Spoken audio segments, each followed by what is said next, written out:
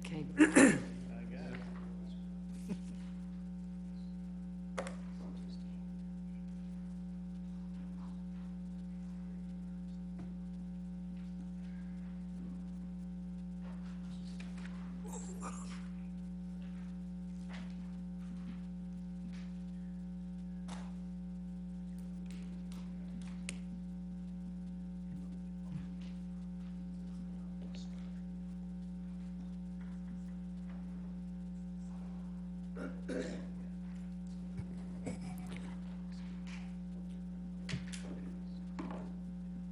Good evening, ladies and gentlemen.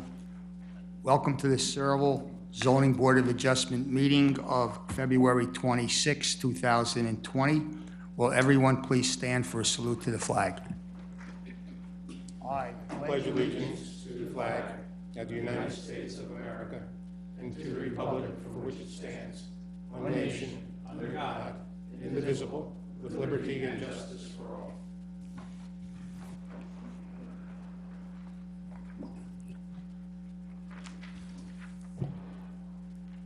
Notice of the meeting has been satisfied in accordance with Chapter 231 PL 1975 by advertising in the Home News Tribune, notifying the Sentinel Publishing Company and the Star Ledger, and also posting on the bulletin board and filing with the Borough Clerk. Roll call. Mr. Green? Here. Mr. Henry? Here. Mr. Kaczynski? Here. Mr. Foley? Here. Mr. Corrigan? Here. Mr. Emma? Here. Mr. Civilli? Here. Mr. Esposito? Mr. Kemp? Here. Mr. Barry? Mr. Cornell? The first application is case number 14-19, Quick Check, 3101 Bordentown Avenue. Thank you, Mr. Chairman, members of the board. John Marmora for the applicant, Quick Check. I promise to be very quick. I don't want to be presumptuous, but I will move quick and then defer to questions. I do have Jeff Albanese from Quick Check who is here and can answer any of your questions. I don't intend to call him unless you do have questions.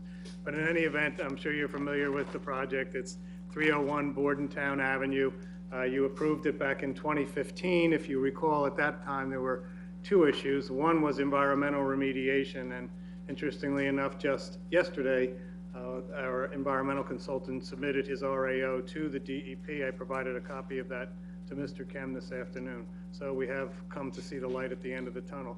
More importantly, when we were here, you might also recall we were encouraged, particularly by the chairman, to see if we could work with PNC Bank and possibly even the church property about acquiring one of those properties and expanding the development and coming up with a project that would be more favorable in your eyes.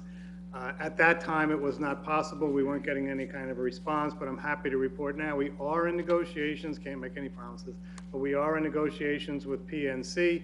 So we were asking your indulgence again for another one-year extension, and hopefully within the next couple of months, you'll be hearing something more definitively from me, from Quick Check rather, about progress in that regard. So based upon the extensive environmental remediation that threw a wrench in the engine and the possibility now of doing what you encouraged us to do in 2015, we respectfully request that one-year extension.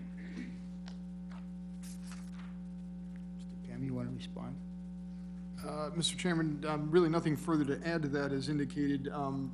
the applicant needs to show, good cause for an extension. Clearly, the issue with the environmental has taken more time, which is always the case. I have plenty of deals that have been hanging on to close for 2 years myself.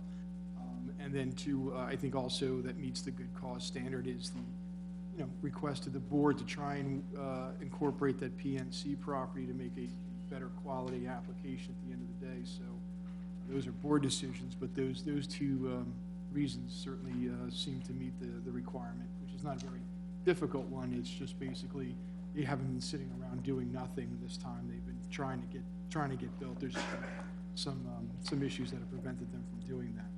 So that's kind of the long and short of the legal end of matters. Thank you. I make a motion that we extend Quick Check's. Actually, we have to open up to the public. Yeah, I did provide a public notice, so Okay. I'm opening this up to the public. Anyone from the public wish to speak in regards to the Quick Check application? Move the public portion be closed. Second. Public portion is closed. Make a motion that we extend the application for the extension of Quick Check Second. For 1 year. for 1 year. Roll call? Mr. Green? Yes. Mr. Henry? Yes. Mr. Kaczynski? Yes. Mr. Corrigan? Yes. Mr. Emma? Yes. Mr. Savili? Yes. Mr. Esposito? Yes. Mr. Foley? Yes. thank you very much. We appreciate it.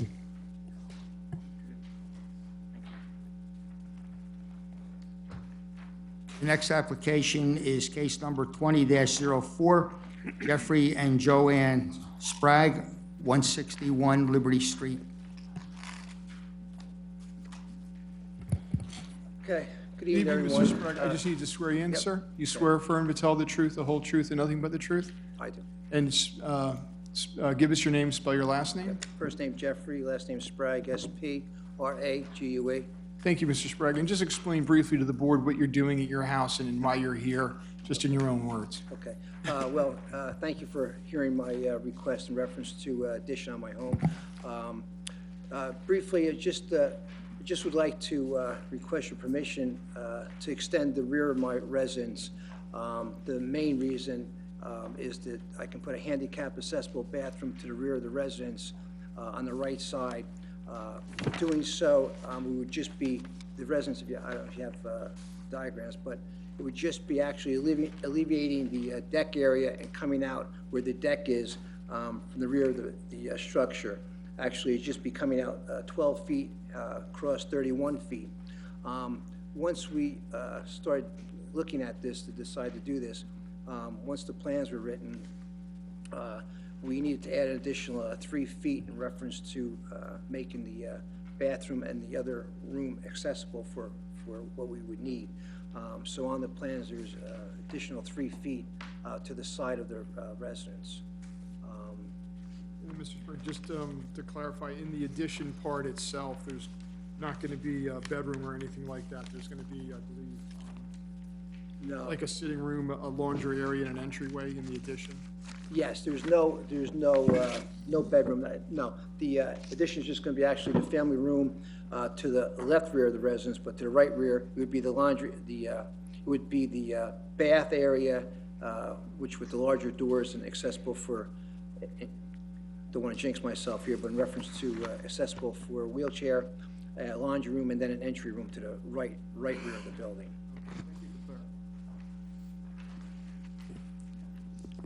Anyone from the board have any questions of Mr. Sprague? Mr.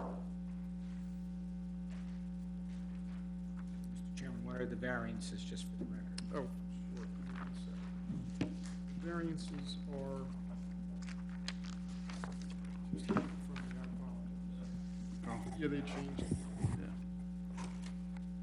There's a maximum building coverage variance, so 20% is permitted, and because they're extending the building by about a little over 500 square feet, 510 square feet, the building coverage would be 26.3%, where 20% is permitted. And then, along with that, the total impervious coverage on the lot, where 45% is permitted, and they'd be about 55% with the addition. Those are the only variances, everything else is compliant. Any other questions? And just, we always ask these questions, Mr. Chairman. The house is gonna remain a single-family house, Yes, sir. and the addition will be finished, the outside will match the existing outside. I'm hoping perfect, same as the outside, yes. Same as the residence. We always ask that, That's thank okay, you. no, I would, it better be. I have no further questions of Mr. Sprague. I want to open this to the public. Does anyone from the public wish to speak on this application? If no one from the public, make a motion to close the public portion. So moved. And the engineer just brought up, your existing house is brick, correct? Yes, sir. The addition's gonna be clapboard? Or is it gonna be brick finish as well? Where the addition, some of it's gonna remain the same as the brick on the side. They're trying to keep it to the original way it was. If you can, let's see. It's gonna, there's gonna be, the lower section we're gonna try to maintain that brick if we can save some of that, and then it'll be siding, matching the siding that's on the porch now. Okay, so the porch has siding right now, so it'll match that porch, Yep. all right. Just to make clear, the whole thing wasn't gonna be brick. Okay, thank you for clarifying. Siding, yep. No problem. All right, Chairman, cut you off. No problem. Pleasure of the board regarding this application. Make a motion, we approve the application. I did. Oh, you did, I'm sorry. Second. I have a motion and a second to approve this application. Roll call? Mr. Green? Yes. Mr. Henry? Yes. Mr. Kaczynski? Yes. Mr. Corrigan? Yes. Mr. Emma? Yes. Mr. Esposito? Yes. Mr. Seville? Mr. Foley? The application has been approved, but I have a further question I'd like to ask you. Is it my understanding that it is very important to get this project started as quickly as possible due to the medical condition of your mother? Yeah, I wish I would have had a little bit more foreseeability, but yes, I'm trying to do it, I don't want to jinx ourselves, but I'm trying to get it done so that, Mom's doing well physically, but, she's having other issues, but I want to be able to bring her there to take care of her needs. And she lives right next door, but it would be a lot easier, this type of facility, to do that with her, so. In view of the question and the answer that I asked, I'm going to request that we memorialize this application so that Mr. Sprague can start to get this addition done. And Mr. Chairman, as you had requested, and I also spoken with Mr. Sprague directly, I had prepared a resolution with the normal conditions and details in there. Nothing really changed during the course of the application that would affect the resolution as drafted. No offense, it's a big issue for the applicant, but generally a simple application, so I think the resolution as I drafted it and circulated to the board before the meeting started covers everything and does not need any further changes. So if the board is of the mind, we can have a motion to approve the written resolution as submitted. Chairman, I move that the resolution be approved as We have a motion and a second to memorialize the resolution. Roll call?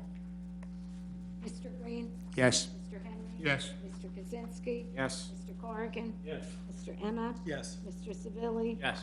Mr. Esposito? Yes. Mr. Foley? Yes. Okay, Mr. Sprague, it's been memorialized. You can stop at the construction office and, or your contractor can, and pick up the permits that you need, and you can start your addition. Okay, thank you, everyone, thank you very much, thank you. Best thank of you, luck to thank you, sir. Thank you, sir, thank you.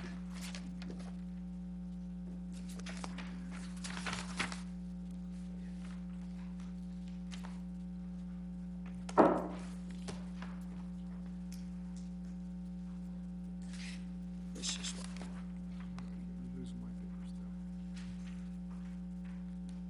too. The next application is a holdover application 19-12, Mary Aline LLC. This is a mic, right? So I don't need this one?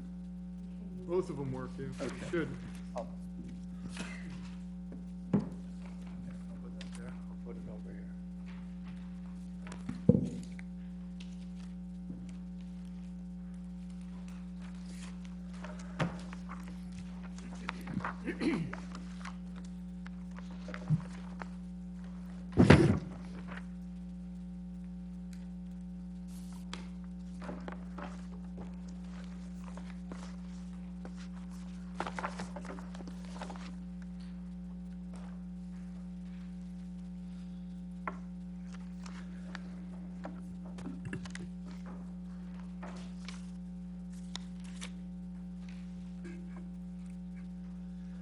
Mr. Chair, may I begin? Yeah, may I begin? Yes. Thank you. Mr. Chair, members of the board, board's professionals, and public, good evening. My name is Kenneth Pape. I'm an attorney with the firm of Heilbrunn Pape, and I have the responsibility and the privilege of representing Joseph Chadwick and his family and their family entity, Mary Eileen LLC, before you this evening. And before we begin a substantive presentation, I'd just like to memorialize the notices for this hearing were delivered to the board in December, and then we received notice of, I think it was a very large application for a CVS, and there wouldn't be room for us on that agenda.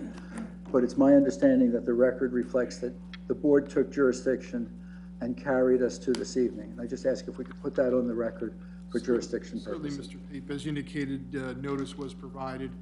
It was reviewed. It's proper in all terms. Vesting the board with jurisdiction, the board at open public meetings had adjourned the case to specifically to tonight's date, maintaining jurisdiction.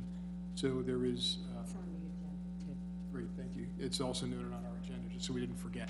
So the board has proper notice and jurisdiction to hear the matter this evening. I thank you. You're welcome.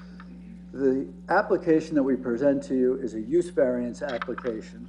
It's an industrial use, not an industrial use listed in the SED zone. I don't think that this use is listed in any industrial zones yet. It's an emerging use, and it is trailer storage, industrial trailer storage. The application is a use variance bifurcated. If the board finds the use variance relief is appropriate and grants that, we would return to the board with a full site plan presentation. The use variance presentation will be made by Peter Strong, the design engineer, who will do a existing conditions description, a description of the surrounding properties and activities, and give a general overall description of the development plans. He'll confirm that they're not fully engineered. He'll share his professional opinion that the site handles all of these and that the ultimate site plan would be consistent with the use variance sketch, to give the board assurances that the design is a realistic, not a cartoon version of the design. We'll also go through some of the elements of the plan and speak to concerns that were raised by your board's professionals. The second person who will testify is Scott Kennel. Scott is our traffic expert. He has assisted us in designing the on-site as well as the off-site traffic elements of the plan. Although they're not fully engineered, we're comfortable giving you strong commitments about what elements will be incorporated into the plan and the design of the driveway system as it interfaces with the county road. And I'll also share with you that we have been to the county and presented this to the county and have a clear sense of the improvements that they'll require, and we're very comfortable installing those. The last witness this evening is James Higgins. He is a professional planner. He necessarily testifies after the fact witnesses. He has the responsibility of identifying the planning basis for this board to grant the relief and relies on the facts that the witnesses will place on the record. Mr. Pate, I'm going to stop you there for a second. I have a question. The resolution that the planning board made, and it was done on January the 4th, 2017. Yes. For the lease of that property, that lease is now terminated, that property is now vacant? No, Mr. Chair, that is a lease for a contractor that identified himself to the planning board as a site contractor for the cogeneration facility, and he is staging his equipment and materials on the site, and he is still on the site. The design that we present to you goes around the small portion of property that is his. That was actually called a temporary site plan and could only run to that contractor until he's finished. So he will be remaining on that property. He's on that property, yeah. How much longer do you anticipate that he will be on that property? I have to look back to say, they tell us that he is the contractor on the cogeneration facility, and I don't know its timeline. Initially, we had an expectation that we had a tenant for 2 or 3 years, but I think it's been a little more than 2 years, and he's there. He's there on a pursuant to a lease that terminates when his project is finished. Okay, but this project that you're bringing before us tonight will be in addition to what's there presently? Yes. The one we are presenting to you this evening is in addition to, it goes around that site, correct? That's Okay, correct. thank you.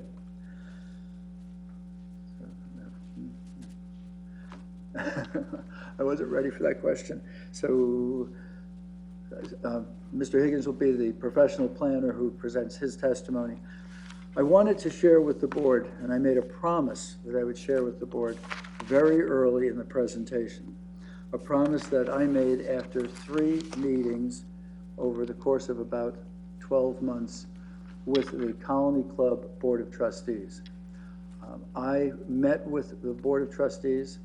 I had the plans and the design engineer and the landscape architect with me during those meetings. And when we met with them, we shared with them what our goals were, and they told us that they were comfortable with what we were requesting, but we had to make certain promises on the record, and I just wanted to take care of that right away.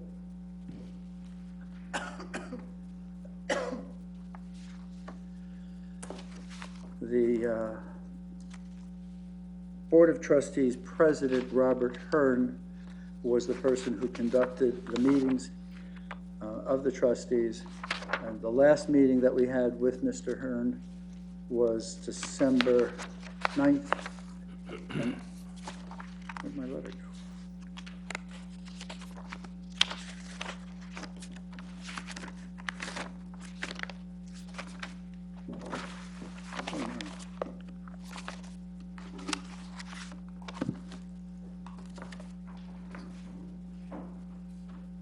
Thank you so much. And I promised that I would memorialize our commitments to the board and place them on the record before we began a presentation. And the commitments that we made to the Colony Club are as follows. First, that when the property is presented to the board, there'd be a commitment that the entire frontage of the property will be landscaped in a manner that creates a visual buffer. The visual buffer will be to block the view of the trailer storage on the site, and that the landscaping plan would be designed to the satisfaction of the Borough of Sayreville's professional staff and the Colony Club trustees. We told them that, subject to what this board was comfortable with, we give them the last chance to add to the landscaping plan. The second was that there would be a gate at the entranceway, and that the gate would be locked at 10 p.m. at night, and there'd be no exceptions. And the access to the site would begin at 7 a.m., and again, it would be no exceptions. So that from 7 a.m. to 10 p.m. was the only time there would be access. The gate would be located a sufficient distance, this was important to them, from Journey Mill Road, so that if a tractor trailer arrived when the gate was locked, they would be fully off the road. They'd be on our property, a safe distance out of the travel lane. The commitment was that we lowered the number of trailers on the property. You'll hear it's a 19-acre parcel. There are 300 trailers that are shown, and that's the maximum number of trailers. All trailers will be the type of trailers that have wheels. They wanted us to make a commitment, there's no containers. So all trailers will be with wheels and will be licensed for over-the-road transportation. They will be the trailers that travel on the highways. And we specifically stated there would be no storage of containers. We identified to them that the trailer storage industry has a peak season. The movements are typically 4 months a year, September, October through December, and that during these months, we anticipate that there would be frequent movement of the trailers exiting the site and returning to the site. We also told them during the balance of the year that we anticipated and we'd make a commitment that the movements in and out of the site would be 10 or less a day. This is a seasonal business. It's the storage of trailers that are essentially out of use for 2/3 of the year. We made the commitment to them that we would begin the meeting by placing those commitments that we made to them to you, so that if there's any resolution drafted, they will all be they will all be memorialized. Thank you. Excuse me. So by way Just of- one question? Yes, sir. You had mentioned about the 10 trailers a day. That's the off-season time, and the on-season time is a lot more, I guess? There's 300 trailers. We anticipate that they're all gonna go out pretty close to the beginning of the season. We anticipate that some of them may come back during the season, but the rest of the year, the only time they're leaving is if they're going out for service. As you'll hear, there's no service, there's nothing done on the site. This is dead storage of trailers with their doors stored wide open. So we have an 8-month period of the year where we have low volume, and during 4 months, we have 300 trailers that are going to leave, and we expect that they'll stay out. They may come back once during that time period, and then ultimately, as the holiday season concludes, the trailers are home, and then they're. So I guess at the beginning of your season, 300 trailers leave, the place will basically be empty, maybe a few trailers sitting there because they're broken or whatever. They'll That's, come back at the end of the season, and then during the course of the rest of the season, only 10 trailers will be moving in and out per day as needed or so. and the 10 is a commitment to that we would not exceed 10. This property, glad I get to put this out front. This property is owned by the Chadwick family. Chadwick family doesn't seem to sell property. This is a property they intend to own and be the landlords of the facility. The number of people who have found out that we're coming before you and want to buy or make offers to lease is very substantial. We have said we have no approvals. We won't enter into any agreements.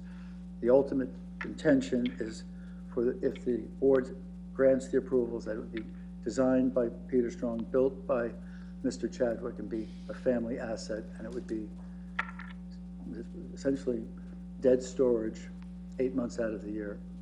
Thank you. Mr. Pate, I have a question. Surely. You're talking 10 trailers or less a day from September to December.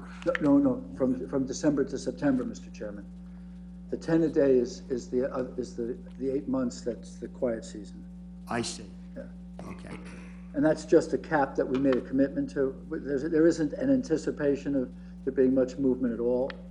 Trailers would go out. We are told from the people who've made the offers, trailers go out for cleaning, they go out for service.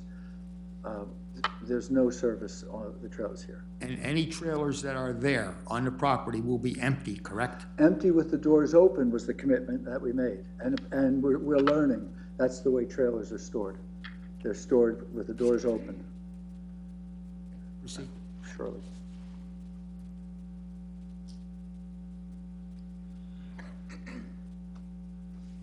Mr. Strong has appeared before this board on a number of times. He is both a professional engineer and a professional planner. I do intend to ask him to testify this evening as a professional engineer. Mr. Chair, would you like his credentials on the record this evening? We can just swear, I'll swear him and ask him the brief questions. Okay. Mr. Strong?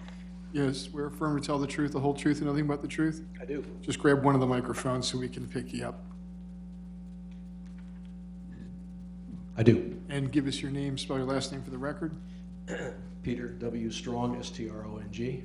And as Mr. Pape indicated, we're well aware of your qualifications. You've appeared here and been accepted as an expert many times. Just a simple question, your license is still effective in the state of New Jersey. It is. Mr. Chairman, can we accept his qualification? Make a motion, we accept his credentials. Thank you. Proceed. Thank you.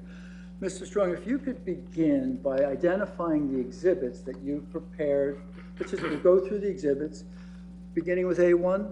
Yes, thank And we'll you. label each one. As you read the title block, I'll ask you to mark it A1 sequentially with today's date, February 26, 2020. Okay.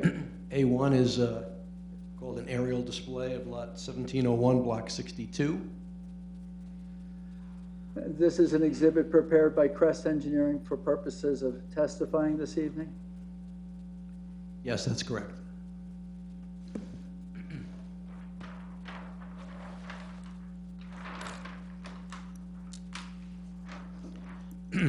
The second display, A2,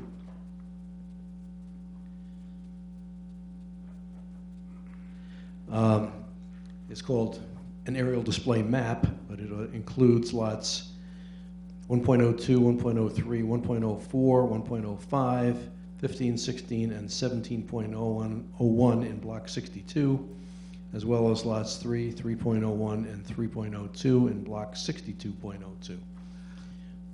And that plan, I believe, is for purposes of identifying the lands in this region that are owned or under the control of the Chadwick family. That's correct.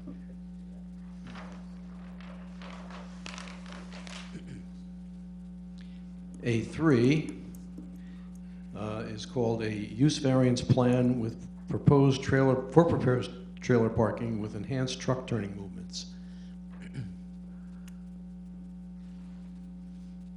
And this is going to be so that Mr. Kennel can describe on-site truck movements, I assume. Yes, that's correct.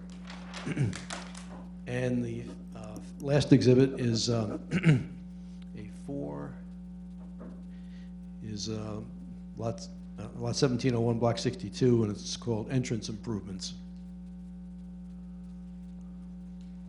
It shows the Journey Mill Road area.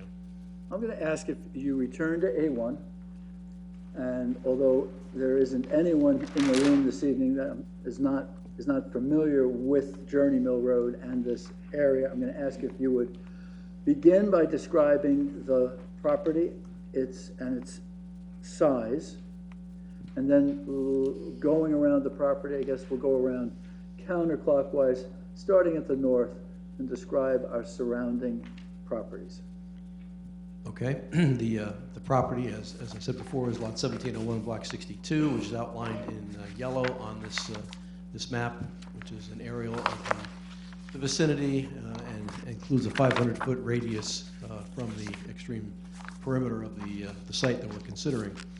To the east side is Journey Mill Road. To the north is other properties that are owned by the Chadwick family, and this particular area that I'm pointing to is lots 15 and 16 in block 62 that has had a site plan approved for something called the Journey Mill Center, Journey Mill Business Center, which we're in the final stages of getting the last approvals from, so we can actually begin construction on that particular site. Farther to the west is additional property owned by the Chadwick family, which is undeveloped at this point in time, adjacent to the South River, which forms the western boundary of the property. The borough of South River, obviously, on the other side of the river itself. And then coming to the south side, we've got the Conrail railroad facility that traverses through the borough and forms our boundary. To the south of that is other industrial properties to the also adjacent to the river, and to the north of to the east of Journey Mill Road across the street is other additional industrial properties, including Hartle Street, which goes back to more industrial properties in that easterly direction. And then across the street from the site, forming the northeast boundary, is the Colony Club residential community. We could be good, having identified the surrounding properties, I'm going to ask if we could go to the use variance plan, and let's begin presenting the elements of the use variance plan. Peter, portions of the property that we're presenting to the board have environmental constraints, and your office was responsible for securing wetland delineation approvals. I note that as of late fall, all of the LOIs have come in from the DEP. If you could just identify those portions of the property that have environmental constraints, wetlands, and confirm that you have respected them in your design layout. Yes.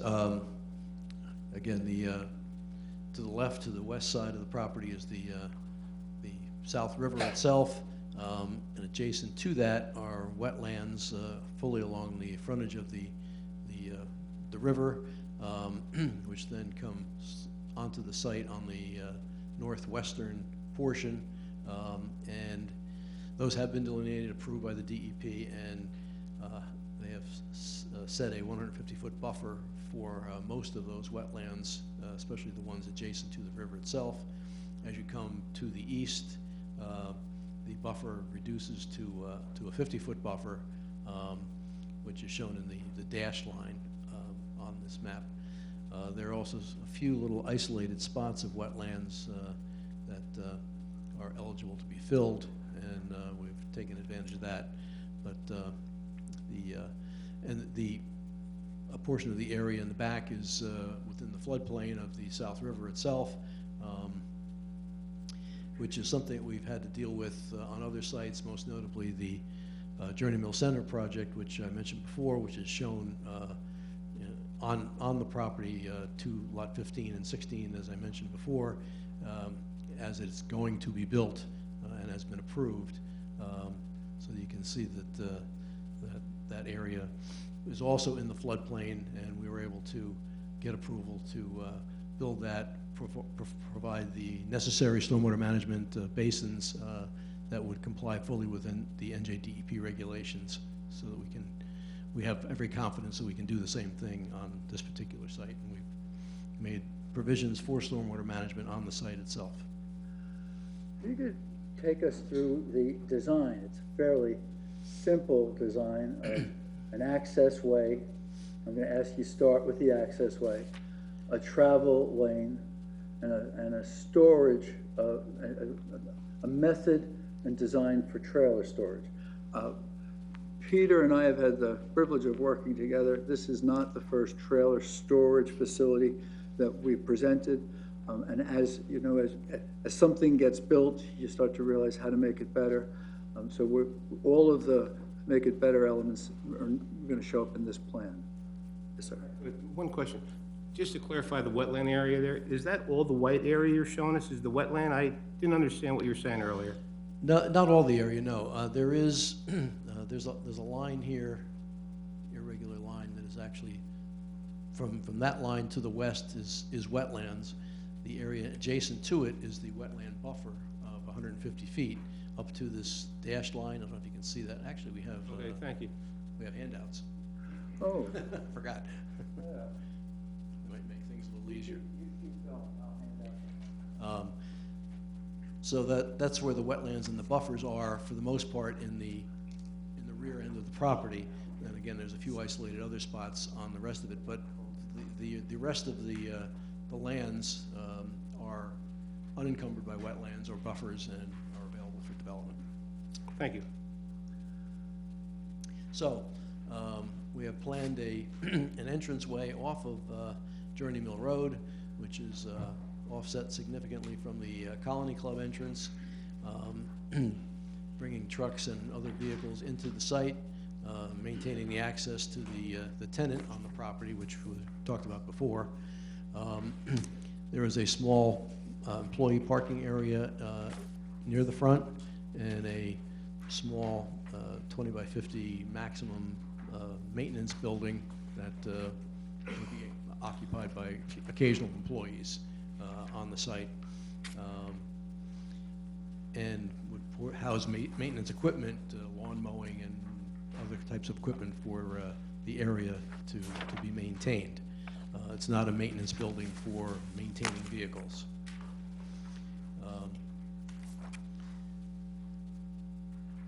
As the driveway comes in, it splits the middle of the remaining portion that's outside of the lease area for the tenant, and it's a 25-foot wide asphalt area with two 20-foot gravel areas alongside of it, and then beyond that, we have the trailer parking areas, which are generally 10 feet wide and vary in depth from 40 to 55 feet, because there's various size trailers that are available to be stored. Most of them are in the 55-foot range, but we do have a variety of sizes to accommodate other types of vehicles. So trucks can Excuse me come there, to... Mr. Chairman, can I, quick question? So as you're coming in, both of those sides are lined with trailers? That's That correct. grayed out area?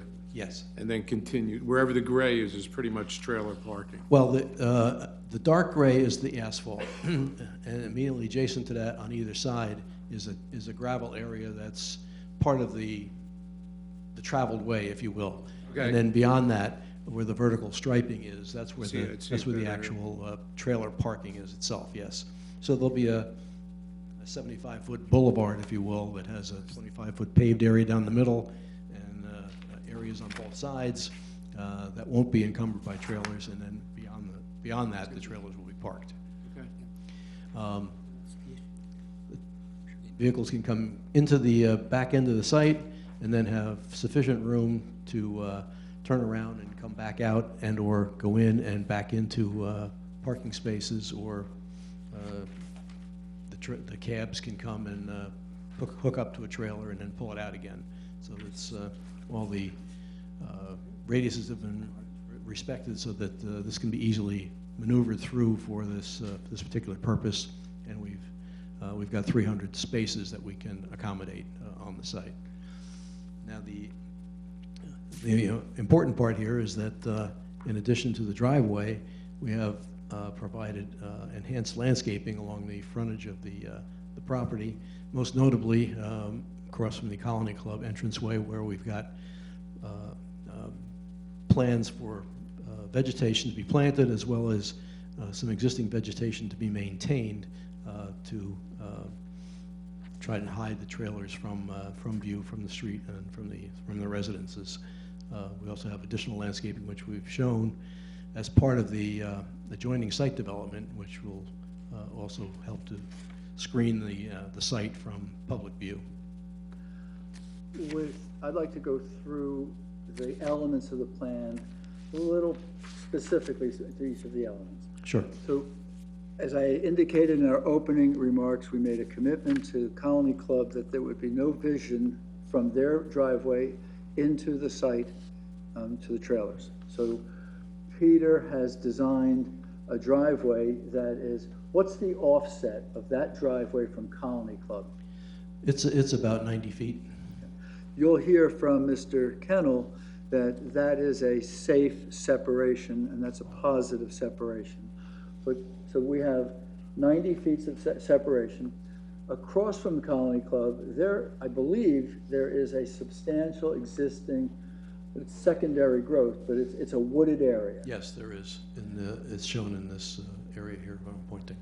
So that wooded area would be left undisturbed. Yes. And between that wooded area and Journey Mill Road, you're showing a landscape area.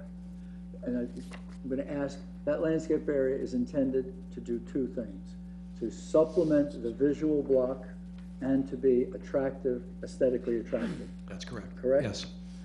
We show that to you. It's a demonstration. And the words are as important as the demonstration. We know that you have professionals who will have something to say. We're very much anxious to hear your professionals' guidance on the landscape, and we'll abide by it. You heard that we made a commitment that the ultimate plan, the last person to look at it, we promised would be Colony Club. So if they want to go beyond, we've made a commitment that we'll go beyond with them. The drive along the roadway, within the landscaping, have you created a security fence? Yes, there is a security fence that would separate this property from from Journey Mill Road. And we haven't designed a security fence along the perimeter, but we would be open to that if the board felt that the perimeter security fence was also an important element. Absolutely. I've also indicated that you've designed a gate, and that the gate would be a sufficient distance off of the road so a tractor trailer would be able to pull off. Could you identify where on your use variance sketch that gate is proposed? The gate would be in this location here, so that there's enough room, as you said, to pull the tractor trailer off of the roadway and store it fully on this site without interfering with anybody else. We now have a 25-foot asphalt way that travels through the middle of the property. That would be built to road standards as directed by the borough. Yes. And let's talk about how the actual trailer stall areas are delineated. Beginning first with along the paved driveway, what indication of the trailer locations would be shown? Our intent here would be to put hash marks opposite where the delineation between the spaces would be, and then to put a number on the pavement itself for the space that would be available. And at the back of the stone trailer storage area, what additional improvements would be shown? At the back, we would put a bumper block wheel stop that would be set at the appropriate distance for the trailers, and we would also, on that particular wheel stop, paint the number of the space as well, so you can line up the hash marks and the wheel stops and know exactly where you're supposed to be. The trailers are rubber-tired vehicles. Yes. But when they are stored, they have those small metal wheels that drop down. Yes. The feet. So under the area where those small metal wheels drop down, what improvement would be made to the property? Generally, we put a small concrete pad that the wheels would rest on. So each trailer storage area would be marked with hash marks, Yes. numbered, have wheel blocks numbered, and would have a concrete pad for the metal wheels. The feet, yes. For the feet. That's correct. On the site, is there any provision for tractor storage?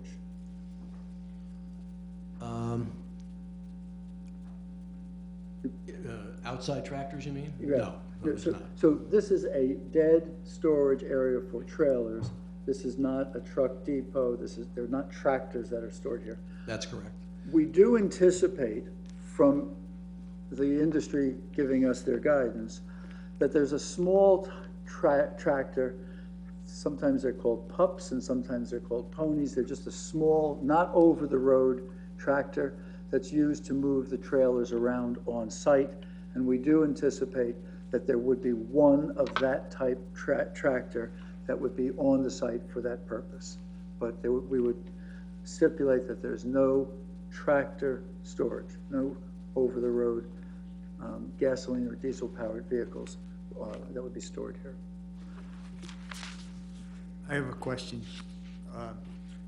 Is that the actual trailer that you're talking about, the size that's listed on your, yes? That is one of the largest tractor trailers that would be available to be on the site, yes, 50 to 53-foot. And those are the size that you intend to use on this site? Most of them, yes. There are smaller trailer spaces, but most of the spaces are designed to accommodate that size trailer, yes. There'll be no bigger than that size, am I correct? I think that's the largest that's allowed at this point in time. And we would stipulate to that. That's the over-the-road. That's what we're seeing on the highways.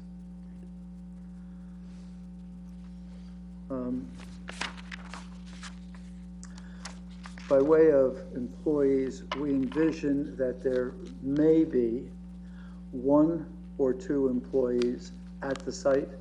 We do not envision that there's full-time staffing at the site, and that the employees are primarily there for the property maintenance.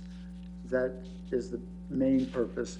The tractors that come in are collecting their trailers or dropping off their trailers.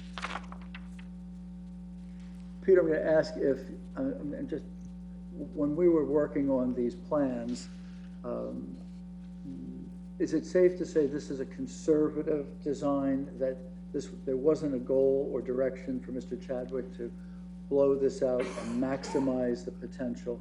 The goal was to design something that was conservative, that was safe, and that was something that could be well screened from the neighborhood, and not with the goal of getting the maximum on the site. That's correct. And in We fact, we had no preconceived notion of how many spaces we would be able to get. We used, as you mentioned, a design that we've used in other places that has worked well, and 300 spaces is what it turned out to be without shoehorning them in there, if you will. Mr. Chadwick owns, or his family owns, the property called Journey Mill Center, that's to the north. I think that's somewhere in the 12 to 14 acre size. That's property, correct, yes. Mhm. With a substantial portion of it wetlands and a pond. That's correct, yes. The record will reflect at the planning board that that was approved for 4 warehouse or flex-style buildings totaling just under 47,000 square feet. The approvals were secured approximately 2+ years ago. And Jay, you'll find just this week, we've got notice that we're in the register for the sewer approval.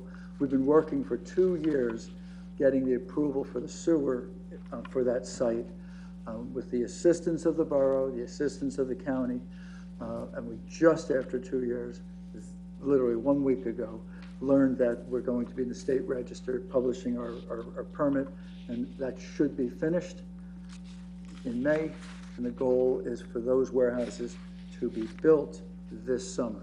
And Peter, as part of that design, between this site and the Journey Mill Center site, you have a landscape area.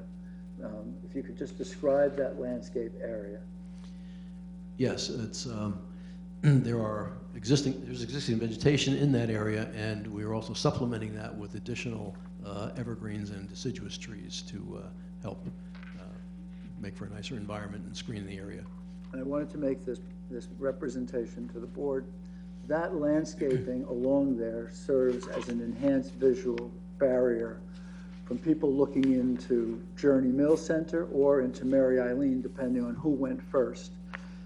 Although we have every expectation that the small warehouse complex will be built first, we make the commitment to you that if the landscaping is not in place and we are successful with this board in gaining an approval, that we would double bond that landscaping so that whoever goes first has to put it in.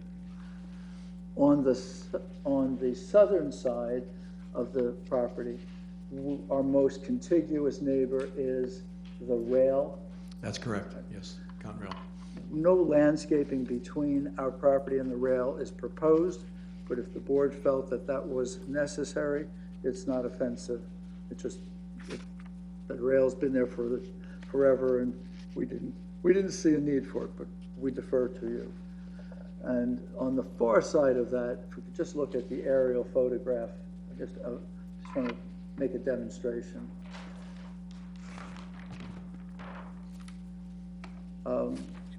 Below the rail, there is, I'm hard pressed to come up with a description other than to say a myriad number of unorganized industrial uses that I think we're all pretty fortunate that the wooded area along the highway serves as such a good buffer.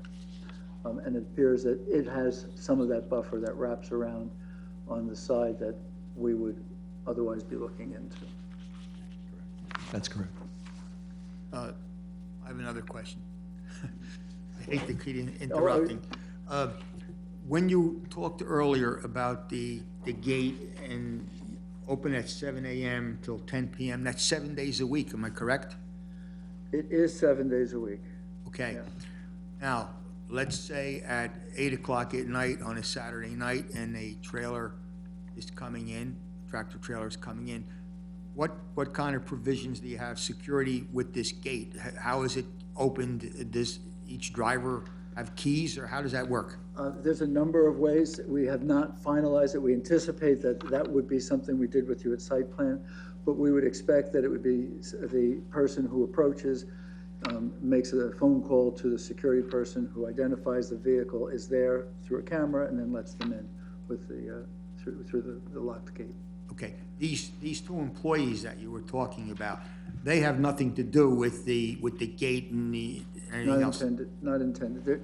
They are the grounds maintenance. They're there to maintain the premises and keep them clean, safe, but that's it. So it would be the responsibility of the tractor-trailer driver to get the vehicle in and leave through that gate, correct? That's correct. Okay. That's it, yes. And where's the security? You mentioned security. What is it, remote security, There's cameras? cameras. Yeah, that's what would be proposed. There'd be a security camera system throughout the site.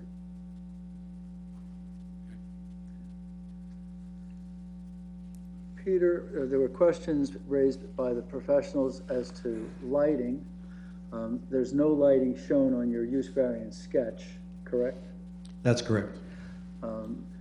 If the board felt that security lighting or lighting in the trailer storage area was warranted, are you comfortable that you could install low lighting, fully shielded, in a manner that provided security and did not create spillage to the adjacent properties? We can, yes. We would defer to the board at a site plan presentation as to what lighting you felt was appropriate. We felt that lighting at the small parking lot, lighting at the entranceway would be necessary, but lighting in the trailer area, we've seen them without lighting in the trailer area, we would defer to you. You talk about security cameras. Are those cameras going to be without the entire compound? Or, Yes, okay. So every angle will be hit with the security camera? that's the goal. So if a couple kids wanted to jump the fence and have some fun in some trailers, you'd be able to see that? No fence. There's a fence across the front and an offer of fence. But around the back, without the fence right now, security cameras are gonna see all the trailers, all 300 of them, empty. They're able to pan all the way around. Absolutely. That's correct. That's, And those cameras will be monitored 24/7 they would all be monitored by a central station somewhere? by a central station with a security company.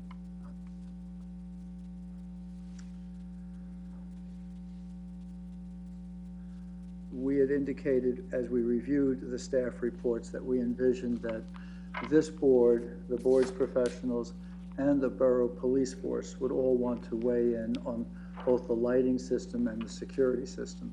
And we would, at the time of site plan, be pleased to work with all of those to make certain that we met your requirements. Outside agency approvals are listed in Mr. Cornell's report, and we've reviewed that list. We're in full agreement that those are the list of outside agencies that would ultimately be required. There was a request as to whether water service would be brought to the site. Water service is available in the roadway, Yes, and if we were requested to bring water service into the site, whether for potable or firefighting purposes, we're able to do that. yes. And we'd be willing to do it as the board directs. Sanitary sewer facilities are in the roadway adjacent to the site. They are. And if the small maintenance building was required to have sanitary facilities, they could be brought in. Yes, and I even went so far as to check on the 208 area for this particular site, and as it happens, the front part of this site is in the 208 area, so we don't have the same problem we have on the other site where we had to get a permit, an extra permit from the DEP for that. When Mr. Kennel testifies, one of the things we're going to ask that he do is discuss the traffic volumes that are associated with this and the characteristics of this traffic, and to compare it to an of-right plan. Yes. We ask that, now you've designed the facility to the north, we asked if you could do a concept extrapolation of if this property were developed with warehouses or offices, and you abided by the ordinance and didn't ask for both variances to enhance or intensify the use, what conservative number of square feet of warehouse space or office could be built on this site? Well, I had done a rough conceptual layout for that, and I came up with a 90,000 square foot building that could be accommodated with, I'd anticipate it would be a office warehouse kind of space, mostly warehouse, and that would include tractor trailer parking and maneuverability around the site, as well as employee parking, and that was 90,000 square feet. And I apologize to the board, I left it in my office. I had it all ready to come, but So this 90,000 square foot, your professional opinion, can be designed without variances? Yes. And is conservative? absolutely. It's important because Mr. Kennel will share with you the traffic that would be generated by that type of a use and compare it to this. And I think you'll see that this is somewhere between 1/3 and 1/4 of what that traffic would have been if the warehouse building were built. And the traffic time of the intensity would only be during the 4-month period. Are those offers you have also to lease out the land to build a warehouse and make it as an active warehouse? You mentioned before that Chadwick family has offers for people to come and lease this for trucking. Now, you went into a scenario about putting a warehouse there, correct? There's no one who has offered to buy it for warehouses.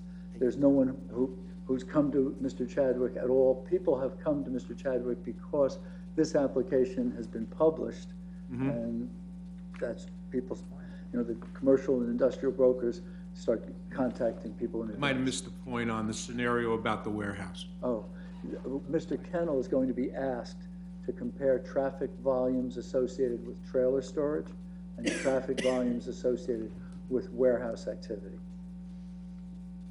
Okay?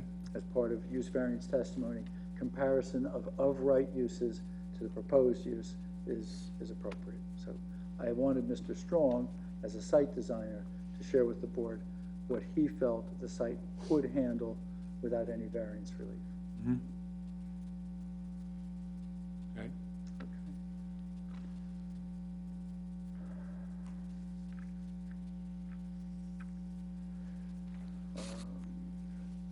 In comments with the staff and in this, I believe in Mr. Cornell's report, there is an indication of, is there an opportunity to control exiting traffic movements? Specifically, could controls be built into the driveway so that tractors leaving with or without trailers can only turn right towards Bordentown Road? Is that something that you as a design engineer can incorporate into the plan? Well, yes, we can put in channelization islands and signage, obviously, that would accommodate that, yes. We don't know if the board would find that to be necessary or appropriate, but we find no issue with controlling exiting tractors from the site so that they travel only towards Bordentown.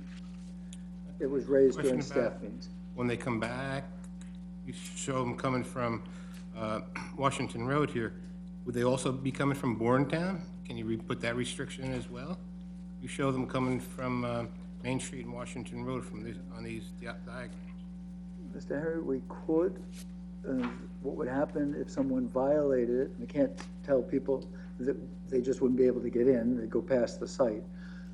We definitely can control people leaving our site. We'd have to be working with the police and signage to do the control from Journey Mill into the site, but we could do that. We anticipate that the traffic is going to be primarily from Bordentown. One last question for myself. If this other land becomes available to you that you're leasing now, what would your plans be? You wouldn't anticipate putting any more trailers in here, would you? No, we made a commitment. We made a commitment. It's now in writing. It's now a public record to Colony Club that it's 300. Don't know. Probably,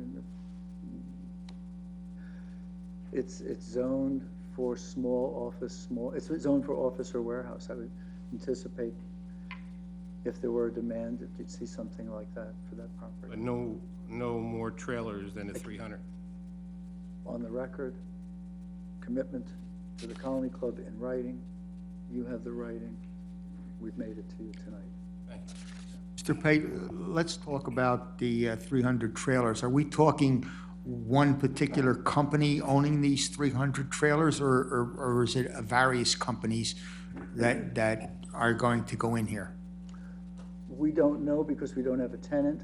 Most of these facilities that we've been talking to the industrial brokers, or they've been talking to us, is they are usually a fleet.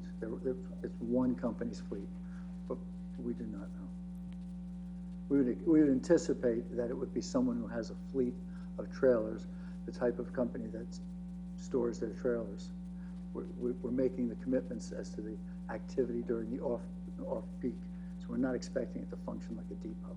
In fact, we're prohibiting it from functioning as a But it's depot. possible, it could be that you could have 4 different companies that own various trailers. Each one would own 50 or 75 trailers, so you could have 4 or 5 different companies that would be renting space on the property, correct? Yes, one landlord, there's a potential of multiple tenants storing their trailers. That's correct. But one landlord controlling the whole project, and it is the Chadwick family. Okay.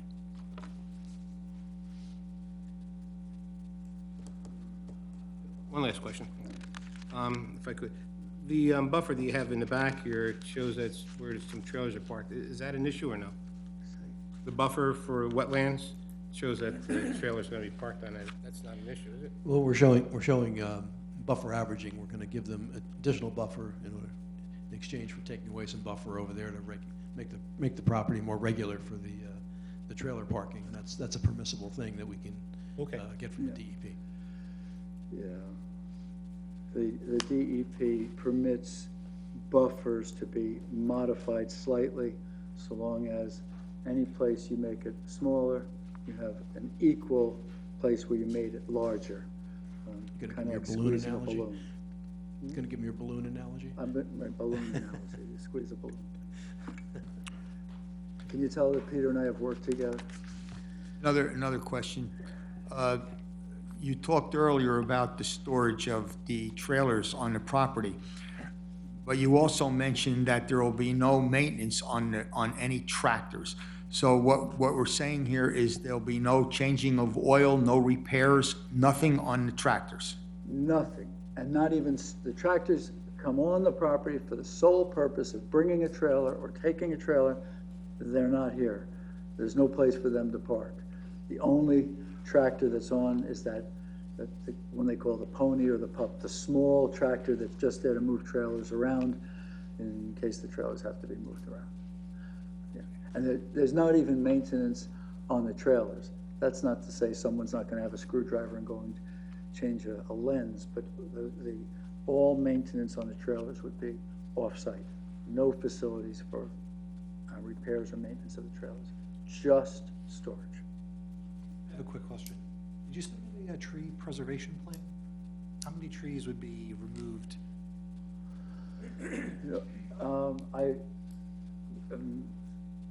Years ago, we presented this property to the borough when Mr. Chadwick had an opportunity for a steel fabricator to build a large facility on the site. He withdrew, that gentleman withdrew during the application. But we went through a thorough tree analysis. There were a number of trees, but the finding by the arborist was that most of the trees were dead, dying, or diseased, or invasive species. We recognize that we have an obligation when those trees are removed, that we have to participate in the tree replacement fund, and much as we had negotiated all those years ago on the project that never got built. Okay, so as long as that will happen. Yeah. But, you've got portions of this property historically were a dump, and you've got an unhealthy forest back there. It's not an exemplary forest, but that's for the arborist to prove when he makes his report. Peter, I have two last questions for you. And the one is, as a design engineer, are you comfortable that all of the infrastructure necessary for this facility can be designed on the site? The stormwater collection system, the utility extension system, the landscaped areas, and the lighting. Are you comfortable that you have sufficient information and knowledge of the site to make representations that what we're showing the board as a use variance can be built as substantially as shown? Yes, absolutely. And I didn't ask, and I'll ask Mr. Kennel to do it a little bit further, but if we could go back to that circulation plan. You indicated that circulation plan is intended to be adequate for these tractor trailers to maneuver on the site, that the boulevard, 25 feet of it is paved, but it's 75 feet wide. Are you comfortable confirming that all anticipated emergency vehicles, if they were ever called to the site, could safely negotiate the entire site? Yes, absolutely. Mr. Chair, I have no further questions of Mr. Strong. Mr. Strong's testimony was intended to provide a full description of the proposed design from a use variance perspective. He is available to you and your board professionals for examination. Mr. Chairman, I have one question. There's 2 employees on site. Who do they report to? The The landlord. landlord, okay. Yeah, the landlord's The employed. landlord will, he's not leasing this property to a business that is kind of storing these trailers. It's his business. The landlord maintains the storage facility, and the people who store the trailers are the tenants. Mr. Chairman, I got one question too. Is Journey Mill Road gonna be widening in front of this place? The county wants, is it accurate to call them accel, decel lanes? Is that what the county, you describe it.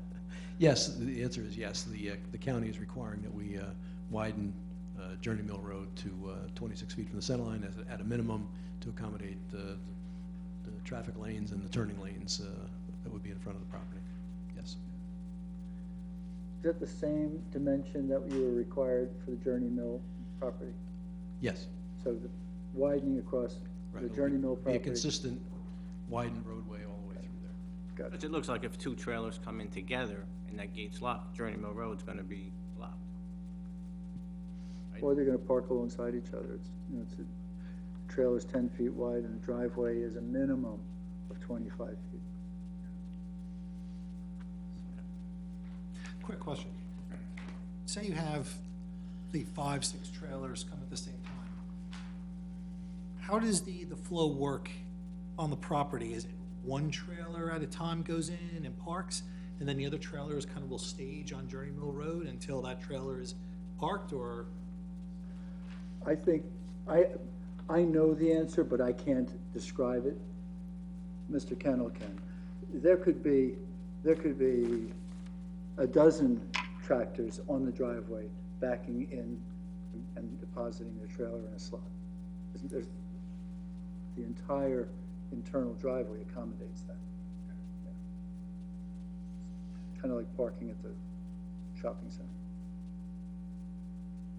Once you're in that driveway, you can back into any one of the slots. Okay.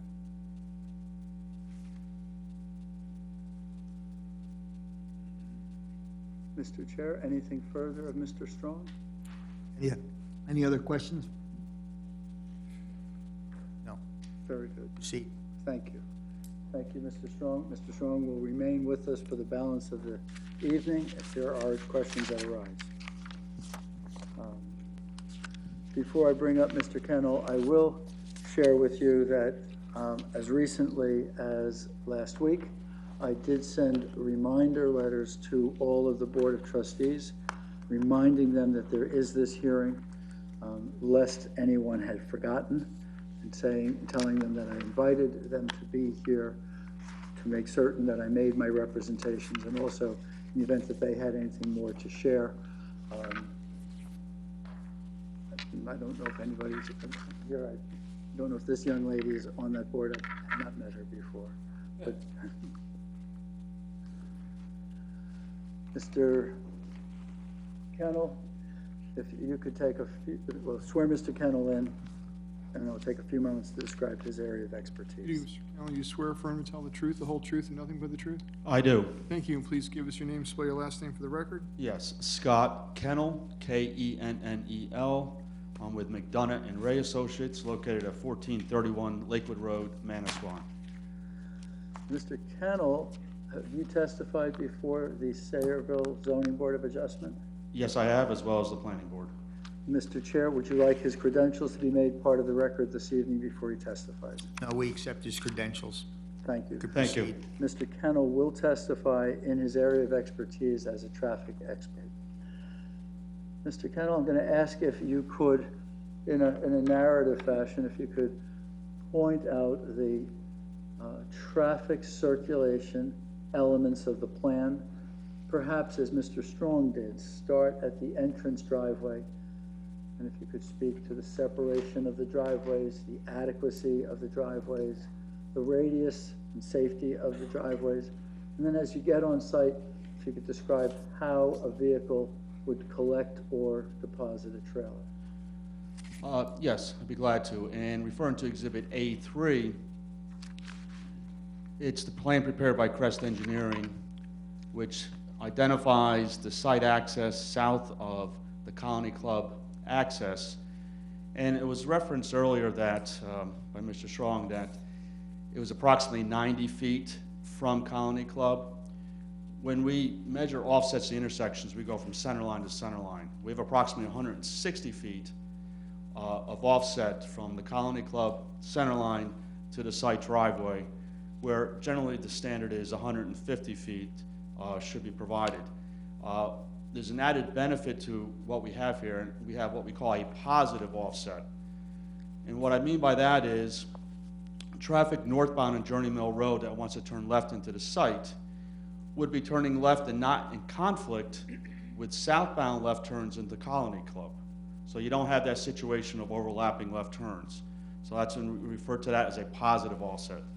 So the fact that we have a positive offset and that we're over 150 feet center line to center line means that this driveway can operate safely and efficiently, in my opinion, and would be approvable from Middlesex County's perspective when we make a formal application to them. As far as this site driveway location and operational aspects, 500 feet of site distance is required north and south. We have at least 600 feet along Journey Mill Road looking to the north as well as to the south, so we meet the required site distance requirements for this type of driveway. And then, as Mr. Strong indicated, in the plan demonstrates, we have a curvilinear access road that proceeds approximately 300 feet before you approach the first trailer parking space. The design of that can accommodate the tractor trailers as identified as a WB67 and as identified on the exhibit presented by Mr. Strong's office. The site itself, as stated earlier, has a 25-foot wide paved spine road that proceeds in a westerly direction and creates a loop towards the westerly end to again access all the trailer parking spaces. It's my opinion that the design here, it can more than accommodate these large vehicles, and that if there are multiple vehicles that arrive, they can be accommodated on site without creating any impacts on Journey Mill Road. Again, given by the fact that the first trailer space is over 300 feet from Journey Mill Road. If you could just describe, it may be intuitive, but it's your area of expertise. If you could describe how that tractor trailer deposits the trailer or collects the trailer. What is the actual movement? And can you confirm that the road, as Mr. Strong shows it, is adequate for those movements? Yes, the standard distance that you need to provide is at least 120 feet from the back of the trailer parking space to the, I'll call the turning area or the circulation area to accommodate truck movements to either bring in a trailer or remove a trailer from the site. So again, this design is consistent with what you would see on a standard warehouse development, logistics development, where they have a series of loading docks to serve the trailers on those sites. So again, this design and the templates we've used here is consistent with your traditional warehouse logistics loading bay areas. And if you'd be so kind as to confirm from your professional perspective that the roadway also would handle all anticipated emergency vehicle movements on site? Yes, and by the fact that we have at a minimum of 65 feet between the trailer parking spaces, if there is a vehicle staged in the travelway, there is sufficient area on either the north side or the south side for an emergency vehicle to bypass that vehicle that's in the paved travelway. You prepared reports and supplements to the reports and generated a projection of the movements that would take place from the site if this were the facility operating. And we also asked if you would create a scenario where the 90,000 square foot office warehouse building that could be built without variance relief and the differences in those two traffic characteristics and movements. I'm going to ask if you could describe what your findings and opinion are. Yes, and again, that is summarized in the traffic report prepared by my office dated December 2nd, 2019.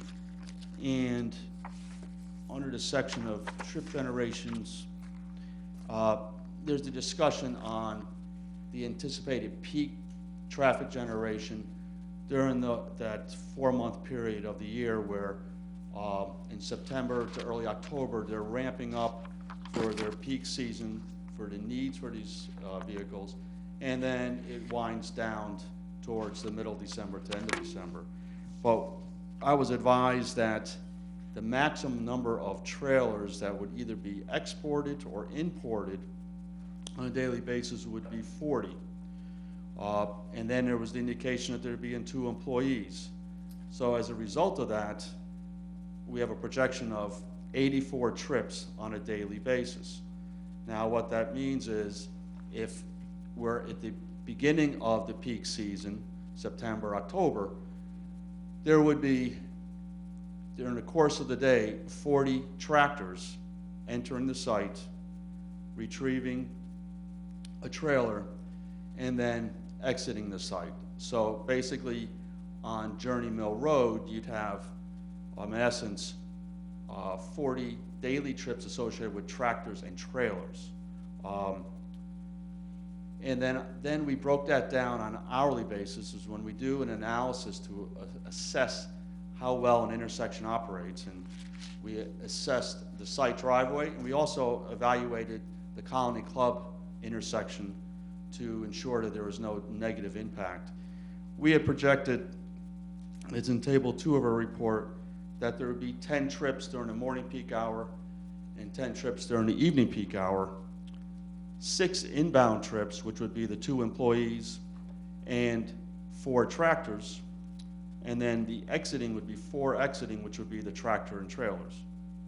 Now, obviously, that would be for the September to October timeframe, and then as we get into the end of the peak season, then you'd have tractors and trailers entering, but only tractors exiting the site.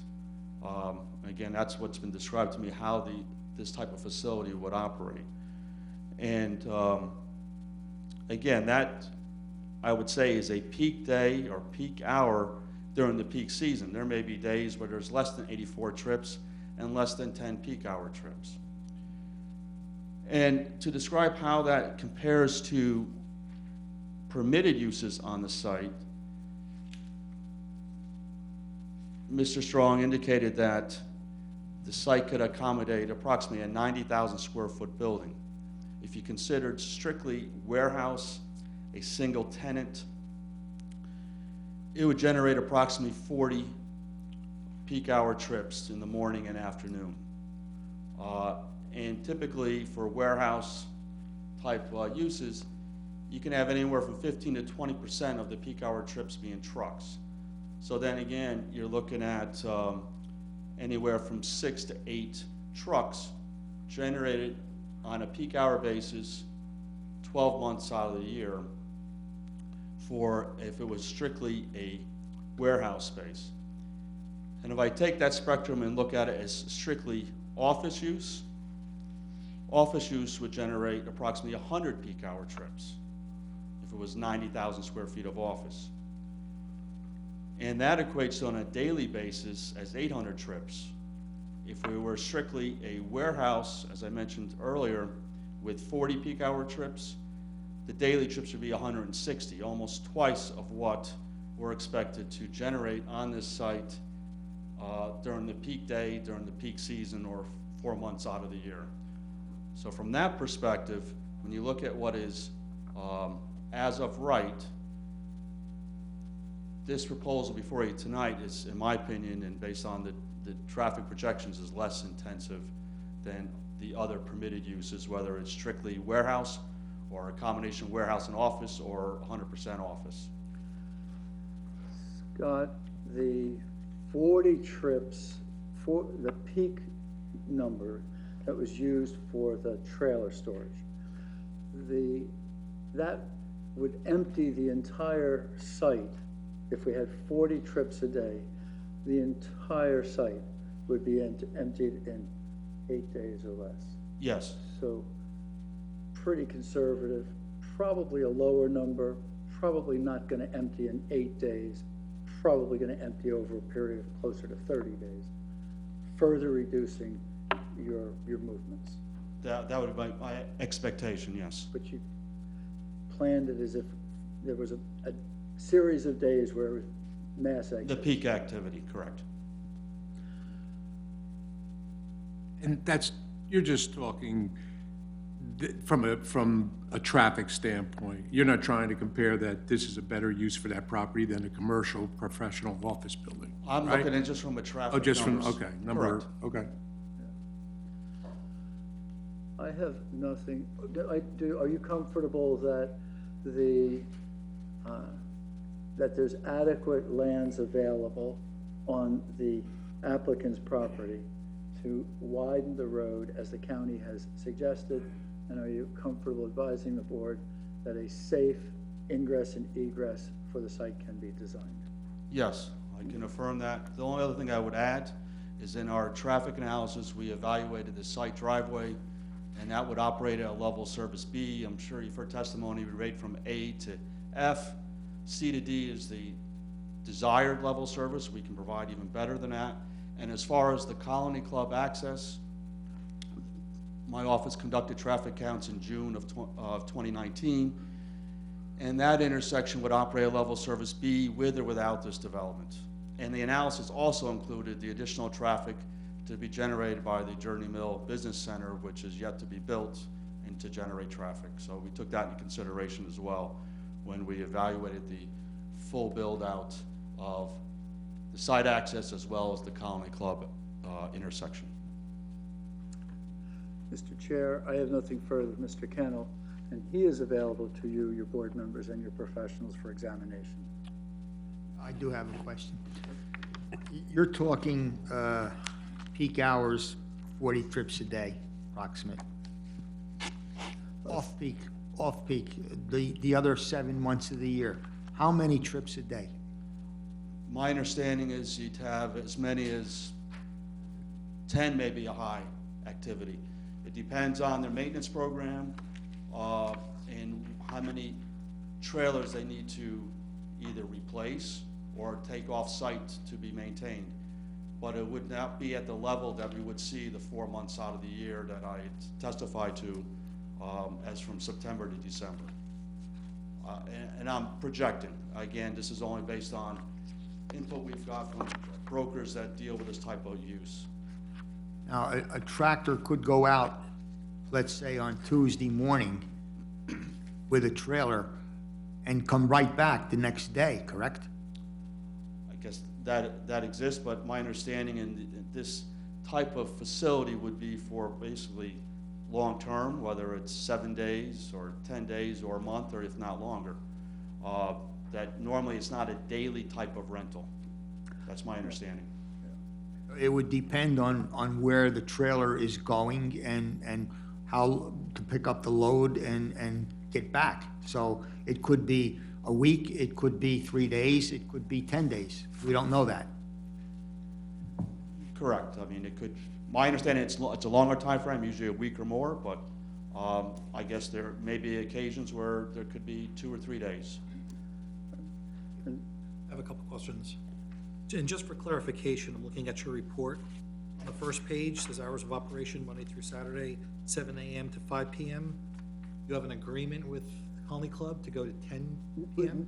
That we would never have our gate open after 10 p.m. After 10 p.m. That's the absolute, 7 in the morning, 10 is the only time the gate can be open. All right, so that's, okay, so that's a change on this report.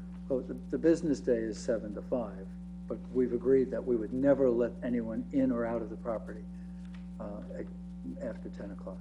That was the request, so we put that in there. So the hours of operation are from 7 to 9:59? We anticipate, Mr. Emmett, we anticipate that the business day would be a typical business day. 7 to 5 is we ask that he put the traffic more intensely in the business day.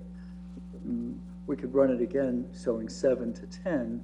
You're just going to stretch those numbers out even Well, thinner. it is just different. I mean, you're telling us till 10, and the report says. So I just Sure. want to clarify that. Yeah, sure. One is an anticipated business day, and the other is a commitment not to exceed. So my next, the next thing I need clarified is on page 3, you have the chart. Now, you said that on off-peak hours, you're going to be just 10 units? Off-peak days. Off-peak days, off-peak season. So this chart represents off-peak or peak? Because you have That- 10 a.m. and then 10 p.m., so it's 20. That's during the peak season and the peak hour. I mean, if the facility's open for 10 hours and maybe even longer, till 6, you're gonna have, the trucks are gonna exit the site over a period of time. They're not just gonna be all leaving within those, a single hour of the day. It's gonna be throughout the course of the day. So what my projections there, when I represent in table 2, 10 morning peak hour trips and 10 afternoon, it considers 4 trailer movements and then the 2 employees coming at the beginning of the day, and then at the end of the day, the 2 employees leaving the site. So it considers basically 4 tractors arriving, taking 4 trailers off, and that would be on an hourly basis. Correct. Right. And when the tractors come into the site, is it, they can just park where they want, or they have assigned parking? I would imagine when they come onto the site, again, as Mr. Pape stated earlier, all the trailer spaces are gonna be numbered.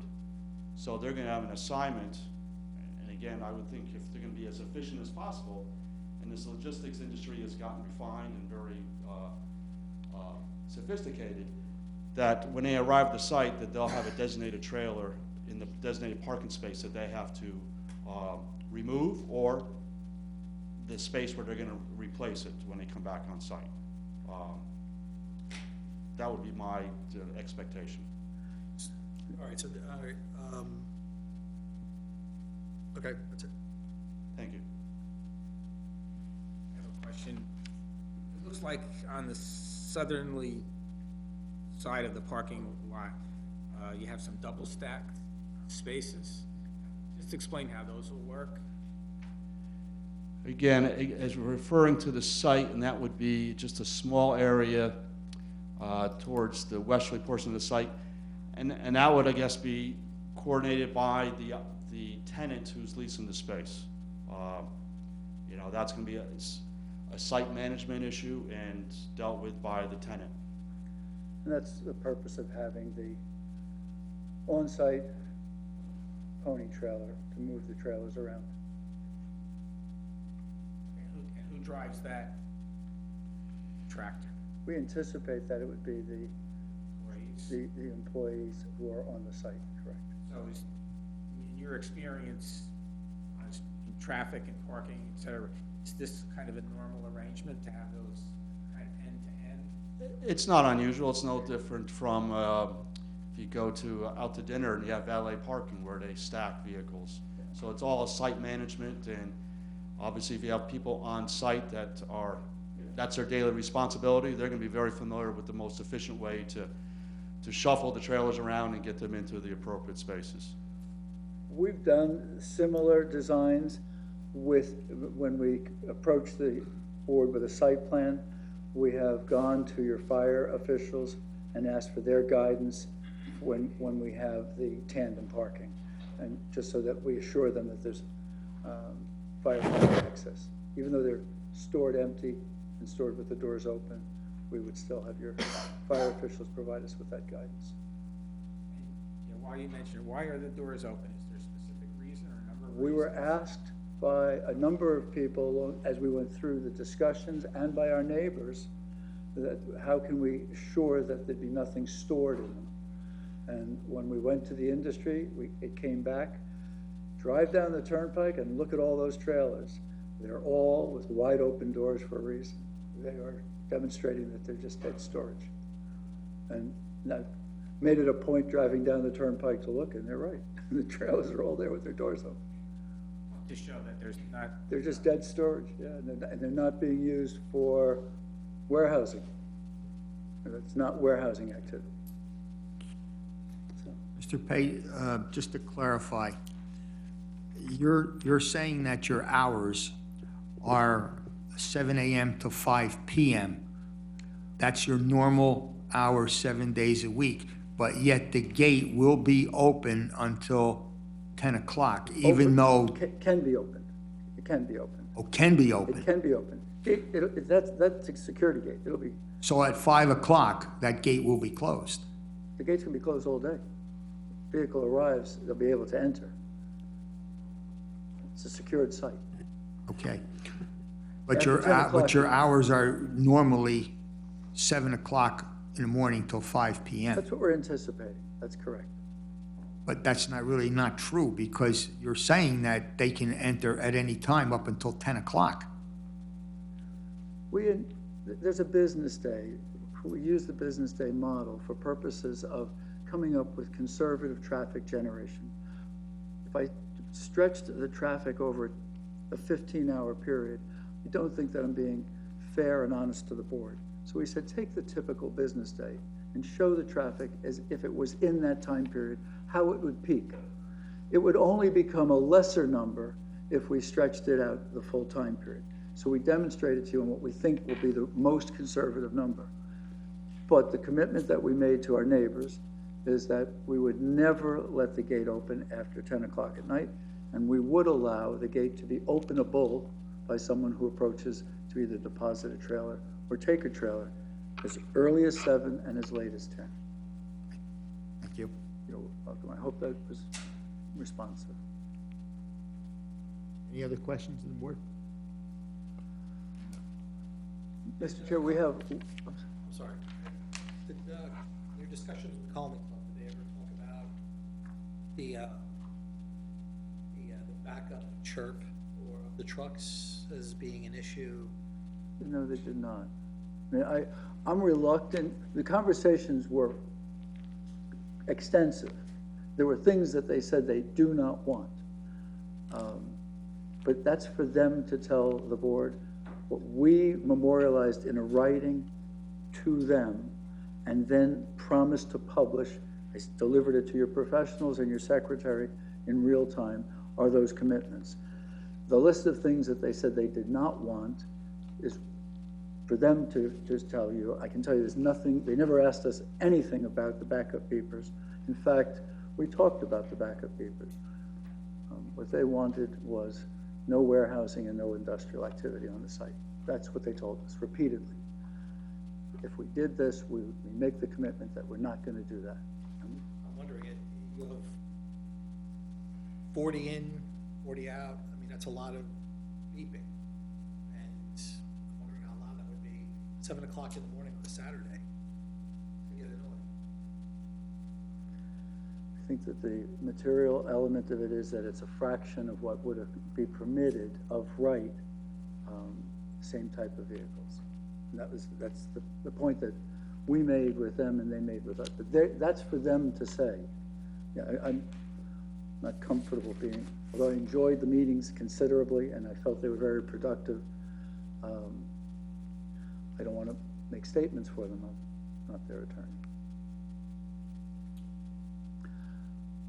Next. We have one final witness. I would ask, Mr. Chair, if we could just take a brief break, give the court reporter a break, and I would like to confer with the planner before he begins his testimony. 7 minutes? Take 10-minute break. 10 minutes, thank you very much.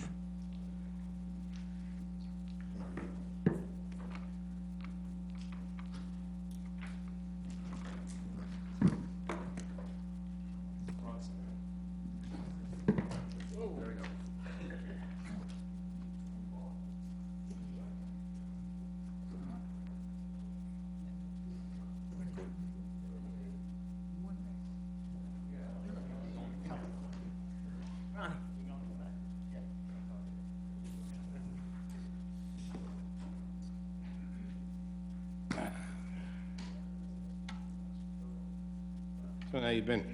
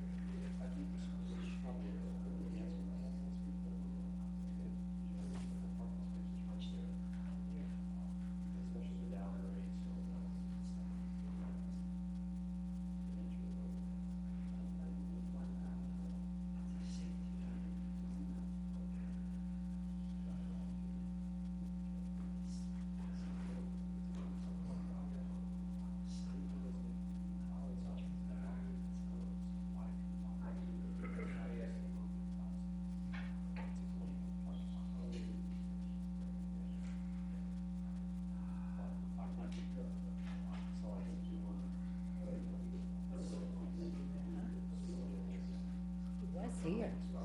He left. Yeah.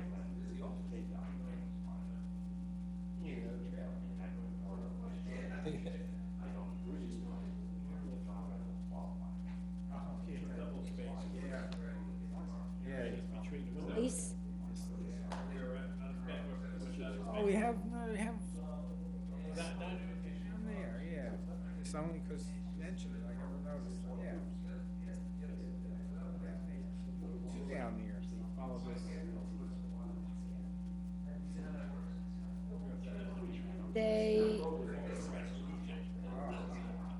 They came and fixed mine. Last week, just order it. Yeah. Yeah, they came and fixed mine, and if they couldn't fix it, I could have gotten another one. Is this thing, the custodian could just do it. Just do it, and then see if anybody says anything. Exactly. Going down to the home. I was in the Boy Scouts. We had a raid. Operation observe a council meeting for our citizenship and community environment. And it was a rainy, rainy night. The rain started into the window, and of course, we ran out and closed it. I got pictures on the paper and everything. could hardly see the meeting.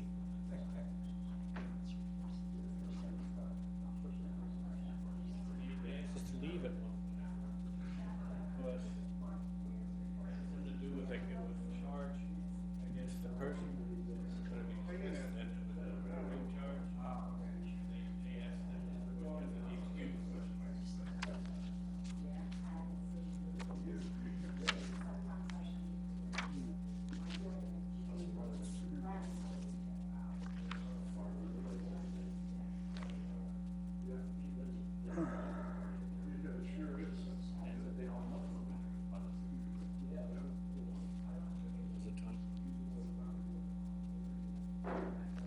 Approach.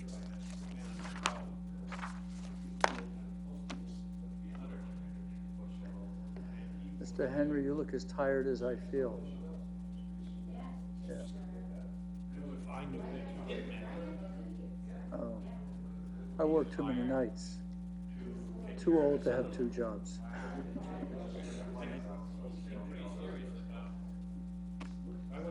I give up the day job. This is the one I like. I said, I give up the day job. The day-to-day in the office, that wears me out. Being in front of the boards is a real pleasure. I enjoy the colloquy and the exchange. But it's 11 o'clock at night. It's a long night, that's Yeah. Well, your responsibilities to the borough keep you out nights too, so.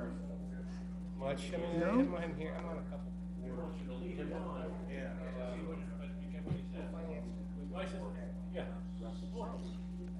They came up in this van. And there was two ladies inspectors, and they're telling me to take off my shirt and my undershirt.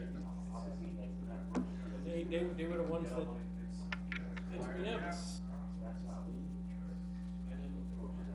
Last night, I got 3,000 steps by sitting in my chair at work. Tonight last night I got 8,000 steps, but tonight I've already got 3,000. I don't know what that, how do you get steps sitting in a chair? Joking when I said it. Apparently, this is the same thing as steps. I get so many steps when I go to work. What's that? I get so many That steps. Bourbon Street is hard to leave. My wife makes me crazy with the quantification of everything that she does. I will get home tonight in the morning. I wake up about 4:30, and I get a report from our investment broker of our account, 4:30 and 4:45. It just comes through. And my wife says, how can you start the day every day and look at that? Whatever. When I get home tonight, I will say hello to her. I was She will performing the route in the quantify normal fashion. everything that she did. She'll say, I walked this, I did. The only kind of question I Those things ask, are important to her. are you still interested in this? Yeah, yeah. And if that keeps her focused and gives her incentive, Yeah, I'll get back to you. Yeah, no, it's true. It's true. It is true.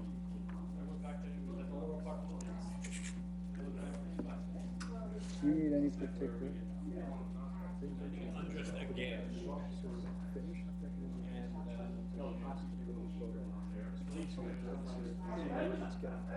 I would like to bring, if you want to bring, I could bring a pistol before, if you allow, I can demonstrate the tax rate. Don't discuss it. It's so hard. To the same route. Yeah.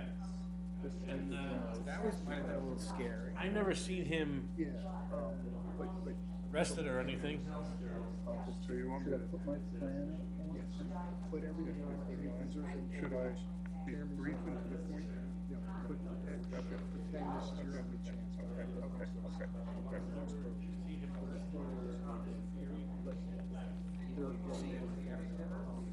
All the time. Really? He's always trying to get me going, but as many of them retired.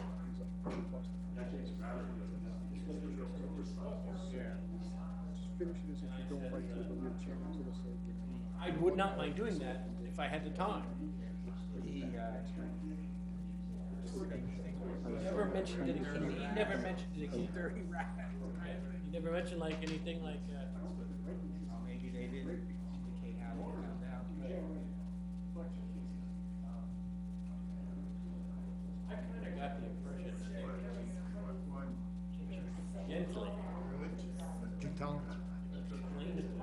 say that.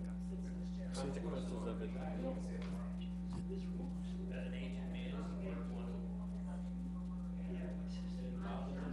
Or even the sense of,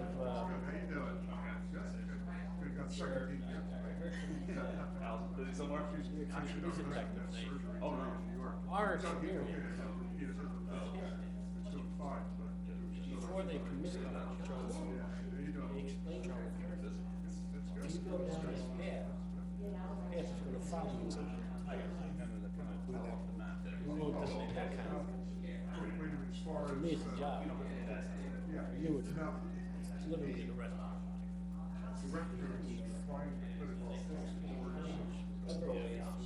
They keep pressing, it's gonna happen. What, in Muncie? It's gonna happen. I used to work part-time at Burbage Street. He's not big like There were a lot of white guys that came in there. At least when they were last. He promised them that they'd have In terms of approaching somebody, theoretically, I could have done it for him. I'll mention. Trying to figure out what his son-in-law did. Man. And he was considering it. Oh, he had a lovely daughter.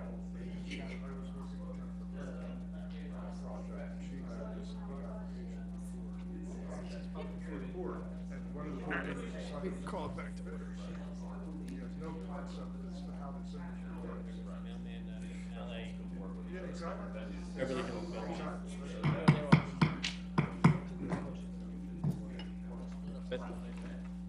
I want to call the zoning board of adjustment meeting back to order. Roll call. Mr. Green? Here. Mr. Henry? Here. Mr. Kaczynski? Here. Mr. Foley? Here. Mr. Corrigan? Here. Mr. Emma? Here. Mr. Civilli? Here. Mr. Esposito? Mr. Kem? Here. Mr. Barry? Here. Mr. Cornell? Okay, Mr. Pate, you can continue with your final witness. Thank you. Mr. James Higgins, a professional planner, is here to present the planning testimony that would give this board the ability, if they were so inclined, to grant the use variance relief. And as I indicated in our opening statements, his testimony is last because the facts that were placed on the record by the first witnesses are material elements of his testimony. Mr. Higgins, have you testified before this board? Yes, on many occasions. And Mr. Chair, Mr. Higgins is a professional planner in the state of New Jersey. Do you wish to hear his credentials? Why don't we swear him in real quickly, and I'll ask him one question, we'll get there. Mr. Higgins, good evening, sir. You swear affirm, tell the truth, the whole truth, and nothing but the truth. I do. Please give us your name, spell your last name for the record. James W. Higgins, Higgins. And Mr. Higgins, as you know, we've seen you many times. The simple of all questions, you're still licensed to practice in the state of New Jersey. That's correct. Mr. Chairman, with that? We accept your credentials. Proceed. Thank you. I've never allowed Mr. Higgins to be in front of a board without me reminding all that he is the only professional planner in the state of New Jersey that the Supreme Court actually identified by name and stated that he was an exceptional planner in a Supreme Court published decision. Seeker versus Walt Township. Did I didn't embarrass you too much, did I? Well, no, just so that the board knows, in that case, my client won the case and lost the war because she had a house right on the ocean in Lock Harbor, and her objection was to somebody building a berm in front of her house. They made them take the berm down, and she lost the house in Sandy.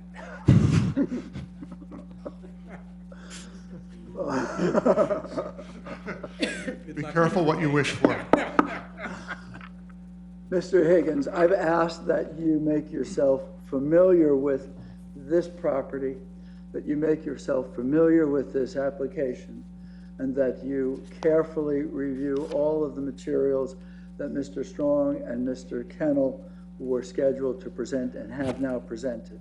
I'm going to ask if you could, in a narrative fashion, identify what you do to prepare for this hearing, and in a narrative fashion, identify the proofs that are our obligation as an applicant to present to this board, and then if you would take us through those proofs. Yes, surely. Well, I do. I look at the application, I visit the site, I look at all the plans, I look at your expert reports, I look at your master plan and your zoning ordinance, review all those documents, and then draw a professional conclusion as to whether or not I think the granting of the variance is supportable. If you could take us through what our proofs, what our responsibilities to this board are, and in the narrative, take us through those proofs. Yes, surely. Well, the first is that you have to demonstrate there are special reasons for the granting of the variance, and in this case, the special reason would be that the site is particularly suited for the proposed use. Then have to demonstrate that there are no substantial negative impacts on surrounding properties, and that there's no substantial negative impact on your zone plan or your zoning ordinance. And I looked at this application, and it's been described to you in detail. There's a maximum of 300 trailers that will be empty and open and stored on the site. They are registered vehicles, roadworthy vehicles with tires on them. There are no containers to be stored on the site. And the maximum activity will be during a period of the month of September through the end of the month of December, and that there will be limited activity during the other 8 months of the year. The site is a very deep, narrow site at the beginning, near Journey Mill Road, and then when you get back to the very back of the site, it widens out a little bit. And the primary reason that it's narrow is because you do have the temporary site plan for the storage of equipment and vehicles that are involved with the cogeneration plant. So the only portion of this site that this board would be looking at is the long, narrow, I would call it like a spaghetti box section of the site, and then the rear portion of the site where it widens out a little bit. If the site is in the SED zone, that zone permits a variety of uses, including a variety of manufacturing uses for food, textile mills, beverages, tobacco, apparel, plastics, rubber, steel products, machinery, and a number of other types of manufacturing uses. Warehousing is also permitted. Offices are permitted. The site meets all of the bulk requirements for the zone. When I look at this, I do think that there are special reasons for the granting of the variance. And particularly, first of all, the site is in an industrial district. And this type of use is most appropriate for an industrial district. It's surrounded by basically industrial type uses, one that's approved to the north, and then you have other industrial uses in the area. You have the railroad running alongside the site. So it's a perfect site for this type of use.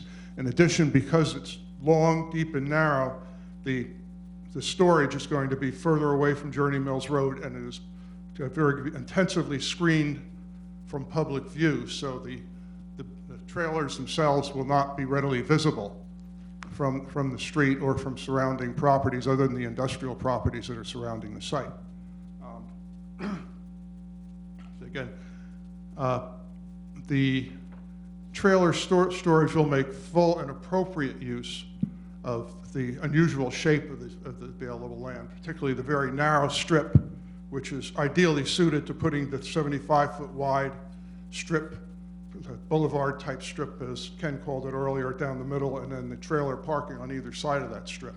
And it's just perfectly suited for that there. And then you do have the availability to have a turnaround with, again, other trailer storage surrounding that turnaround at the back of the site. So when you look at the configuration of the site, it's ideally suited. And it's a much lower intensity use on this site than other permitted uses on the site would be, not only in terms of traffic, as Mr. Kennel discussed, but in terms of visibility. For example, a warehouse on the site would be much higher than the trucks than the trailers that are going to be stored there. So it would be very hard to screen that warehouse, those buildings, from the Colony Club directly across the street, giving them more of a feeling that they're in an industrial area rather than to have their residential character of their development being protected by the much lower development on the site, which would be the trailers with the screening along Journey Mill Road. So I think in terms of intensity there, in terms of lighting, again, the applicant has said he does not propose to have extensive lighting on the site. If the site were developed for warehousing use or for office use, there would be extensive lighting. It would The intensity of use would be going year-round and possibly even into the late night hours or early morning hours. You could not, the planning board could not restrict the hours of operation of a permitted use. Whereas you have a use variance, and this board can restrict the hours of operation as part of the use variance. And in fact, the application has offered to restrict the hours of operation. So in terms of intensity of use, I think it's a much better use on this site than many of the zoned uses that would be permitted on the site.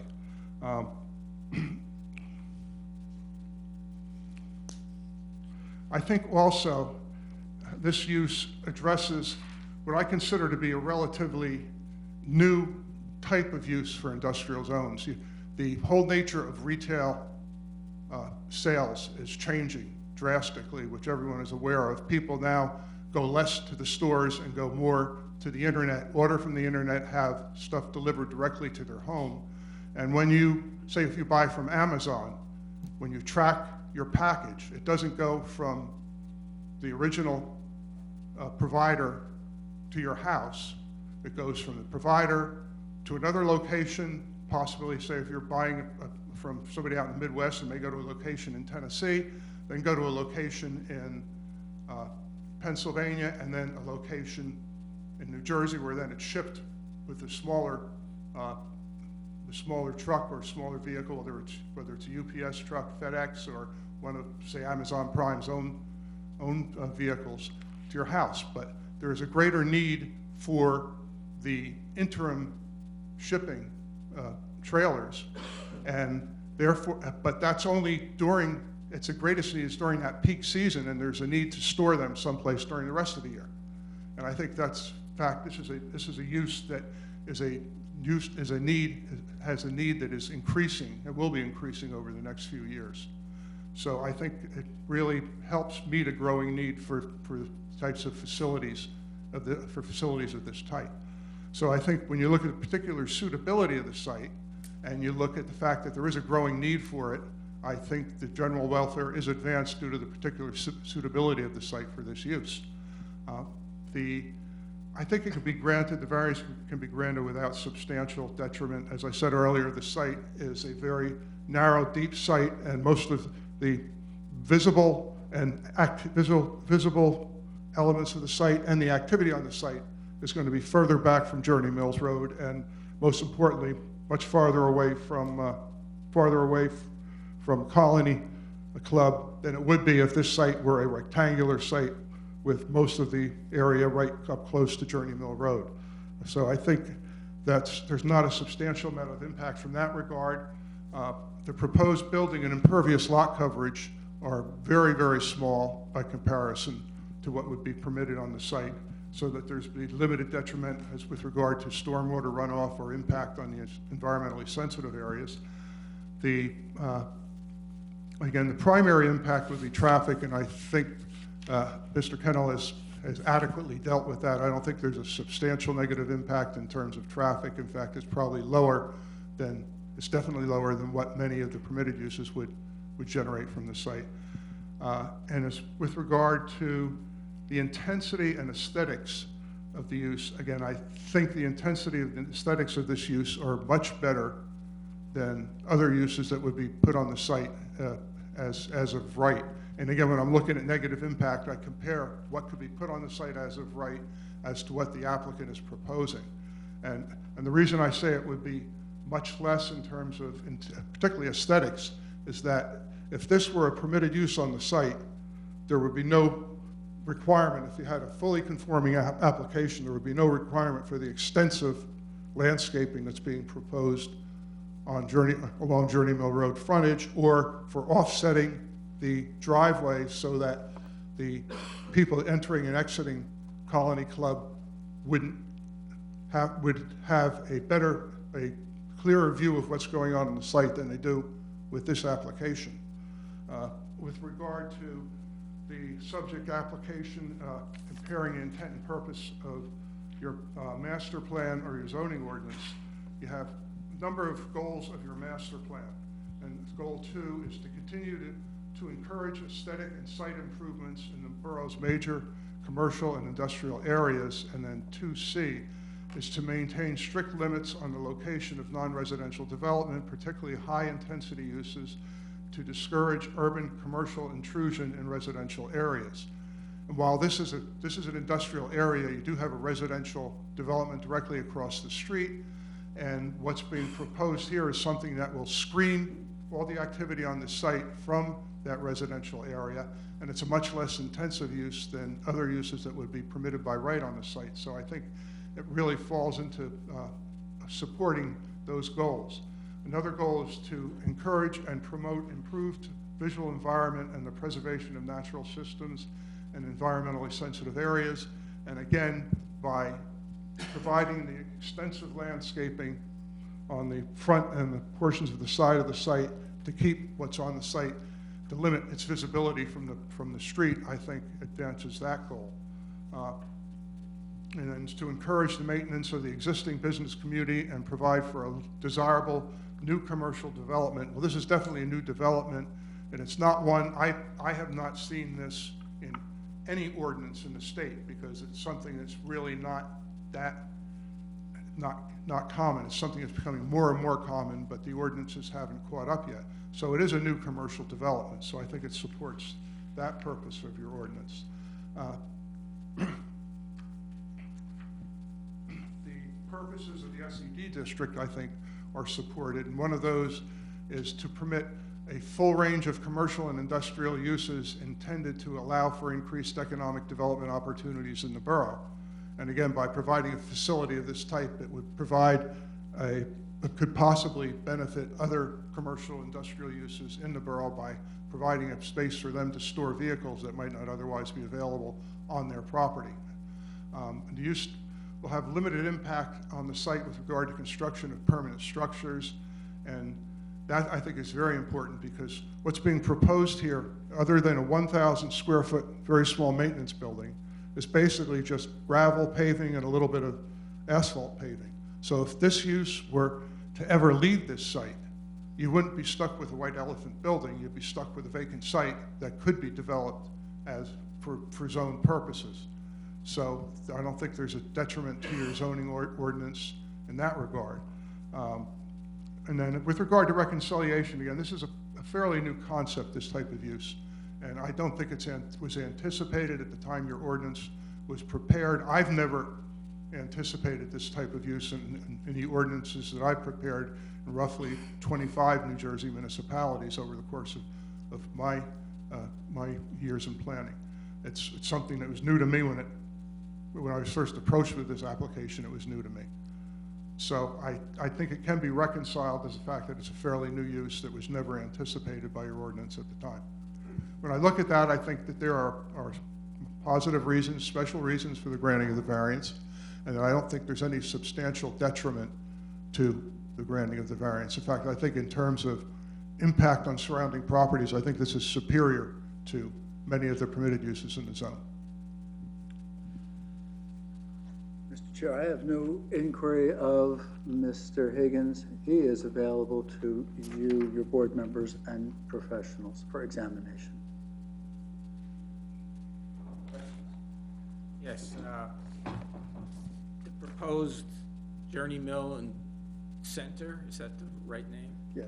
That's directly across from Colony House, and was there objection to that? Because When we were before the planning board, the trustees came out, and we met with the trustees. They did not, on the record, make any objections. They had a number of questions, and that board asked that we meet with them, and we did. Those were the 46,000 square foot are the of-right buildings. So. right, and so that's what I'm getting at. And there, from the plans I can see, they have buffer, and the buildings are off of Journey Mill Road. There's a driveway leading in, so it looks like you can produce a design that is acceptable to There's the no doubt that we residents. can build 90,000 plus warehouse on the property. There's no doubt at all. And that would be allowed in the zone. We'd be in front of the planning board. We would not have any burdens or responsibilities to put all of these restrictions. and it's certainly permitted by the zone. Thank you. And the registry clarifies, when the applicants request to talk about 9,000 square foot warehouse or office building as part of, maybe we can go variances whatsoever, side yard setbacks, impervious coverage, every requirement that the zones have to build anything. Maybe it can be really short, and maybe going to think that we prove they need no variances. So that's what they mean by house and I was just getting sort of to the point that this site, Mr. Higgins said that this was very good use for this site, but, and if there was the permitted uses, they might not be suitable, but you have permitted use right next to it. The It seems statement, to be okay. the statement wasn't that they're not suitable. The statement was that this is less intense. There's no denying, you can build, Peter said 90,000 square feet. I think that it's a good deal more than that on the site. It just would change the character, and it would not be consistent with the discussions that we had with Colony Club. Just to clarify, And Peter's the planner? Peter is, that's you, planner, right? Peter's the He's the engineer. engineer, the engineer, Saying yeah. you're wrong. And it needs to be more than that. So how do you do that? I actually, in my notes, after interviewing Peter on December 9th, I put Peter opines 90,000 square feet. I think that's a fraction, probably only 60% of what could be built. These were my notes I wrote to myself. When I interviewed him after he showed me the plan, I said, that's not big enough. But you don't want to be in front of the board making statements that are full of hyperbole. I'd rather be on the conservative side. So. I have no further questions, and Mr. Chair, if there's nothing further, Mr. Higgins, then I would only ask, before you conclude this evening, if I could just have a brief moment to sum, and I look to you for direction. I have a question, clarification. I want to make sure I'm clear on this. On the sketch here that I have, this one. Yes. Same one that's up there. Yes, Where the trailers are going to be parked, that's all going to be asphalt, correct? Stone. No. It's stone. These are not vehicles with dripping oil. It's stone with bumper blocks at the back and a concrete pad to receive the metal, concrete pad where the metal feet come down. Okay, and you say each one of these is going to be marked with a number? Correct. Hash marks on the driveway. The driveway's paved, that's Central Boulevard. Okay. And there's hash marks every 10 feet. And between every hash mark is a numeral. The back of the parking space, there's a bumper block. Okay. And the same numeral is on the bumper block. In between is stone, but for the concrete pad. So it's not a sea of asphalt. Okay. It's not a sea of asphalt. Mr. Chairman, I have just one question. The gate that you're talking about that can be opened up remotely, now is that gate going to be also used for the people that are renting or leasing the property down below? So I, during the break, realized that we made a mistake. The gate has to be past that driveway. We cannot restrict. So answering two questions about vehicle storage, that gate needs to be, and I appreciate the opportunity to make the correction. That gate needs to be here, after this driveway. This is the driveway that goes into our existing tenant. So when the gate is here and not up here, there is a very substantial on-site storage area. And I thank you for the opportunity to make that correction.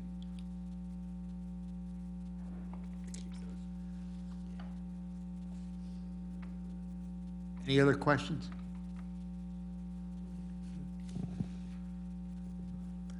Proceed, Mr. Pate. Thank you. I know that the board members have listened very carefully from the examination of the witnesses. That's very clear. But I just want to make the following points. We have the great privilege of representing Mr. Chadwick and his family. They are members of the community for generations. The applications, all of the applications that we've had the opportunity to present to this board are always to the highest quality, which is the direction of the Chadwick family. In this instance, from day one, going back, and I was looking at my notes, 15 months ago, for the first time we went was in December of 2018. We have met with the Board of Trustees and generated their desires and memorialized them. The plan that we present to you, I think, clearly shows that we began with our entranceway and showed respect for our neighbors, and all of the requests that they made are memorialized. And yet the use that we're asking is an industrial use. It's an industrial use, which although a new or growing use, not memorialized in your ordinances, it's clearly an industrial use, and one that you can, from Mr. Higgins, it becomes clear that it's not inconsistent with what the SED zone purposes are. It is not testimony that an applicant is to present to a zoning board, but I would invite each and every one of you to speak with your assessor. This is an industrial property. It will be assessed as an industrial property. Industrial properties are intended to be a major part of the rateable community. And it's not testimony that is to be offered to a board, but you're most welcome, and I would actually consider it to be of value to discuss the value of this property from an assessor's perspective. So we began with respecting our neighbors. We stayed in the industrial zone. We have an industrial use that is considerably less intense than what was contemplated in the ordinance, and we are very comfortable that this industrial use remains a rateable of great value to your community. I would submit to the board that the applicant has presented the necessary proofs for the board to be comfortable granting the use variance as requested. And if the board were so inclined, our commitment to return and address all of the site plan elements that we've discussed, together with all of the site plan elements that are required by the statute, is our commitment to you.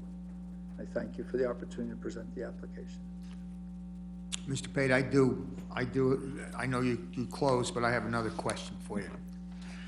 You're the chairman. You met with the Board of Trustees. We did. And correct me if I'm wrong, you said 4 times you met with them? There were 3 official meetings. I met with the president. There was one other time. No one else showed up. So 3 official meetings with the board. 3 official meetings. Yes. How many people did you meet with? The board is made up of 5 members. And most of the time we had 4 or 5. Yeah, we had 4 or 5 members. Yeah. We would meet with them in the evening on a scheduled night. Okay. You met just with the Board of Trustees, not the Colony Club members who live there? No. Just the trustees? Yes, we wrote to the trustees. We asked for the opportunity to present. They scheduled us at a Board of Trustees meeting, which is something we're pretty much used to, throughout the state. Yeah, thank you. Yes. Do you know if this was an information gathering meeting for them and they went back to their, to the tenants and owners, or were they representing the owner? Did they speak to them first and say, this is what they want? I left with the understanding that each time we saw them, that they were conveying what we had presented, because then there would be, this is what we want, that would come from them. And doing it repeatedly, it developed. I didn't specifically say, did you? But that's what our expectation was from those multiple meetings. Yeah.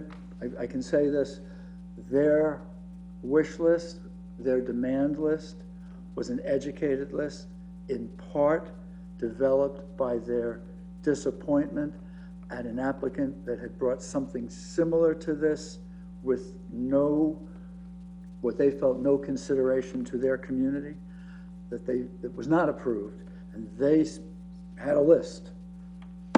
This is what we want. This wasn't offered, this is what we want. So. And also, too, as you stated previously, in the very beginning of the application, as far as fencing and lighting, you have no objections to any kind of requirements that the board was to put on? None.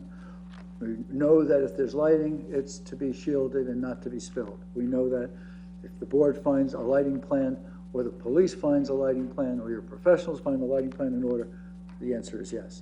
And the security fence, we were advised We've talked to industrial brokers. That's our main source of information because they're the ones that are bringing us the people who have an interest. That the security around the perimeter was not necessary for the industry, but if it's necessary to satisfy this board or the public, there's no issue. None. Any other questions? I have one for our lawyer here. Carl, could you explain what we're going to do, approve or not approve? Say if we approve it, what are we approving and what are the ramifications if for some reason they do not move forward with their proposal?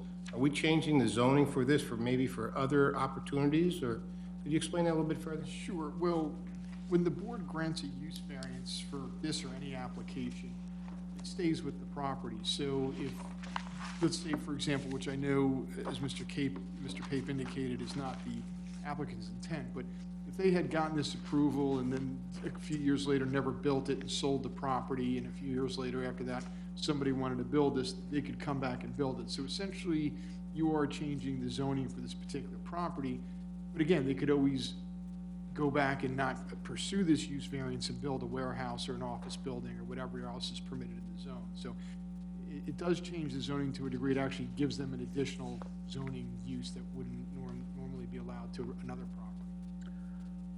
What would that possibly expose us to if they do not move forward with these trailers? What could be built there that can't be built there now, that they would have the ability to build without any kind of approval from us?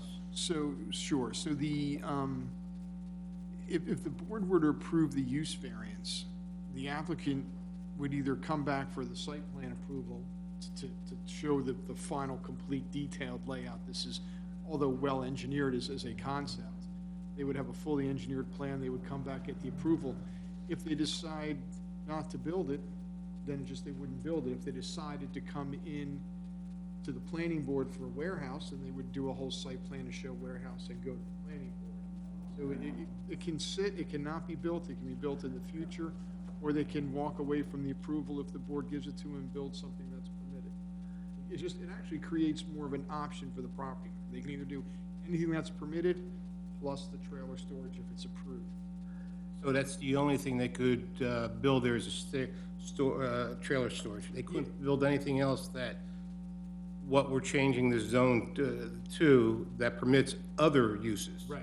So it would only be, again, permitted uses because everybody can do permitted, and then just exactly this detailed use variance. And that's why, if you recall, when we hear a use variance and we do the resolution for a use variance, we're very detailed in how we describe the use and the conditions. So the use details are conditions in themselves. So if it's limited to 300 trailers, the maximum hours of operation, the maximum number of employees, all those details that we're saying we're comfortable giving a use variance because this is the use. It's limited. It's not 500 trailers. It's not 302 trailers. It's 300 trailers. So that's why those details are important. That's why the applicant puts on the record. That's why when the board does an approval, we make sure we have that very detailed in the resolution so that they can't try and put another use that's not a permitted use and not what the board allowed. So they couldn't stack trailers too high, let's say. They could have 300, but they stack them on top of each other. That wouldn't be allowed. They couldn't try to put a doggy daycare center in there because that's not allowed. So I'm saying it's very limited to what they propose to us. Okay, thank you. I could add something. So as I think some of the board members are aware, one of the things that we ask is the opportunity to meet with your professionals so that not only do we get their reports, we have an opportunity to understand their comments and have exchanges. And I've always kept notes of our meetings. At one of the meetings, I would tell you that we're prepared to make this stipulation. If the board has a comfort level to grant the use variance with all the conditions that were discussed, we would agree that that use variance lifespan would be 12 months. And in those 12 months, we must return to you with a site plan or the use variance expires. Mr. Kemp can share with you, that's a fairly common procedure so that the use variance doesn't just linger, so that there's a control over the site plan. We'd be comfortable. In fact, I can assure you, if the board granted the use variance, we'd be back very quickly presenting the site plan. The other thing that we discussed, and I remember discussing with Mr. Kemp last fall, is that when the use variance is crafted, if the use variance is crafted, that use variance can be memorialized in a restrictive covenant. And that restrictive covenant can be recorded at the county clerk so that it's attached to the land. Anyone who ever comes to this property in the future would, in their title search, see these terms and conditions. They would be permanently memorialized. Now, we wouldn't record the restrictive covenant until it had all ripened and the site plan was approved, but we would stipulate that the use variance terms would be a permanent record that's attached to the property. All assurances to the borough.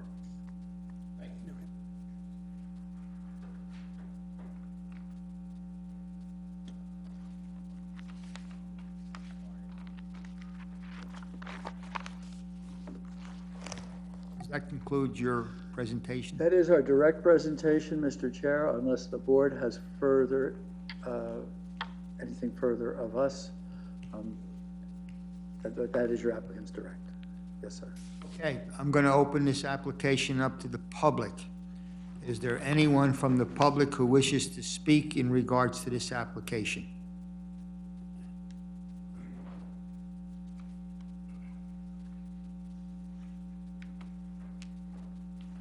Good evening, sir. I need to swear you in. You swear firm to tell the truth, the whole truth, and nothing but the truth. I do. Please give us your name, spell your last name. Ed Streck, S-T-R-E-K. Thank you, sir. Please continue. I happened to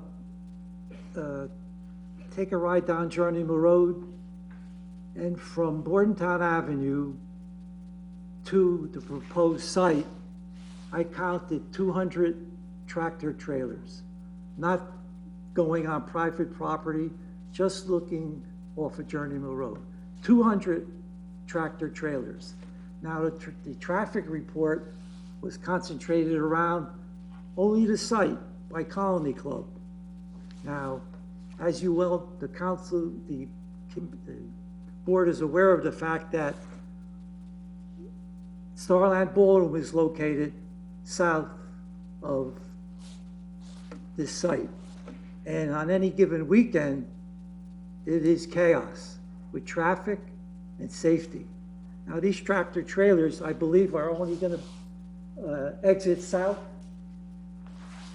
We offered that as a condition if the board chose to impose it. So there's going to be a safety factor around the Starland Ballroom with all these tractor trailers going through there.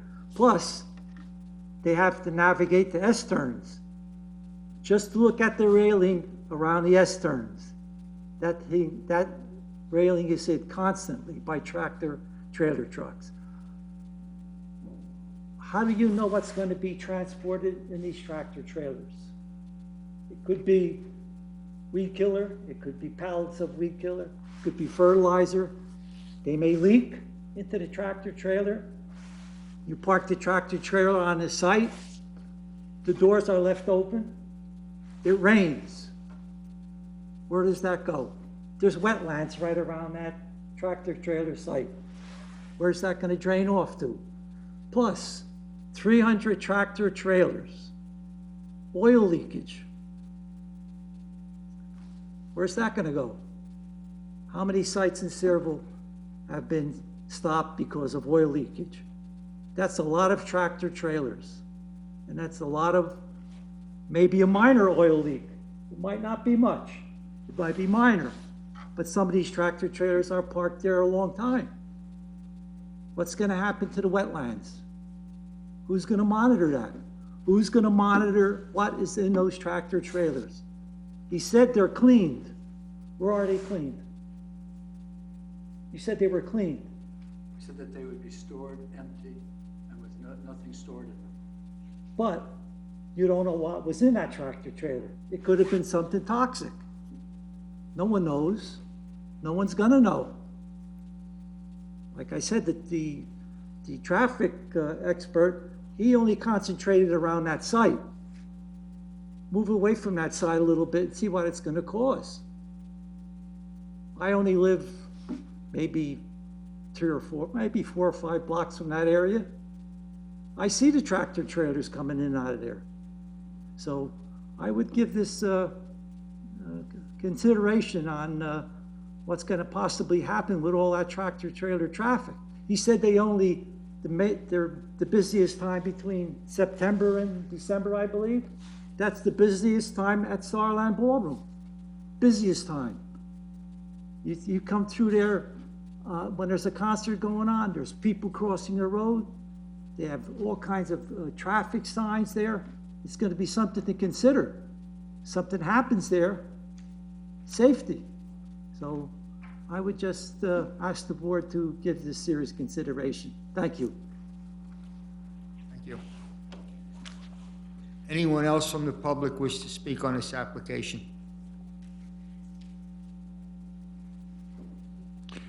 Make a motion that the public portion be closed. Public portion is closed. Mr. Chair, could I respond on the record to two of the points that Mr. Streck made? Yes. The first is the storage is trailers, not tractor trailers, and I think the distinction is important, particularly if the concern is the leaking of fluids that occurs from the transmissions and the powertrain that's in the tractor. And the second is, as Mr. Strong testified early in the evening, there is a full stormwater system that would be part of this project. And that stormwater system, as this board knows, has three necessary elements. It not only controls the volume of water, not only does it have create a recharge of the water, it also has a cleansing of the water. So the stormwater management system would be particularly designed to capture all the stormwater from the site. That would be something you would see at the time of site plan, and there would be a protection from the adjacent wetlands and the adjacent South River. Just, I think it was important that the board know that those are commitments that are part of the record. Now I rest again. One more question, if I could. If we move forward to approve it, if there's any restrictions that we want on this application, do we have to put those in now, or can that be done at the site planning time? The conditions should be imposed now, and then the site plan is to make sure that they're incorporated along with the normal site plan layout. So for example, again, as the applicant indicated, if the board felt that lighting was appropriate throughout the site, we would put that condition on to say, you know, this site plan here to demonstrate as a condition of use variance that there'll be sufficient lighting. Again, what's sufficient? Is there a light pole every 10 feet, every 30 feet?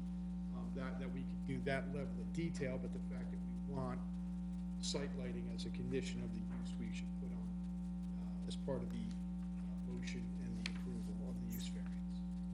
So not to belittle or water down the site plan action, part of the application if it was approved. It's really, again, just showing the more detail and that any conditions are appropriately placed on the plans so that it's all incorporated and you got one set of drawings to look at everything.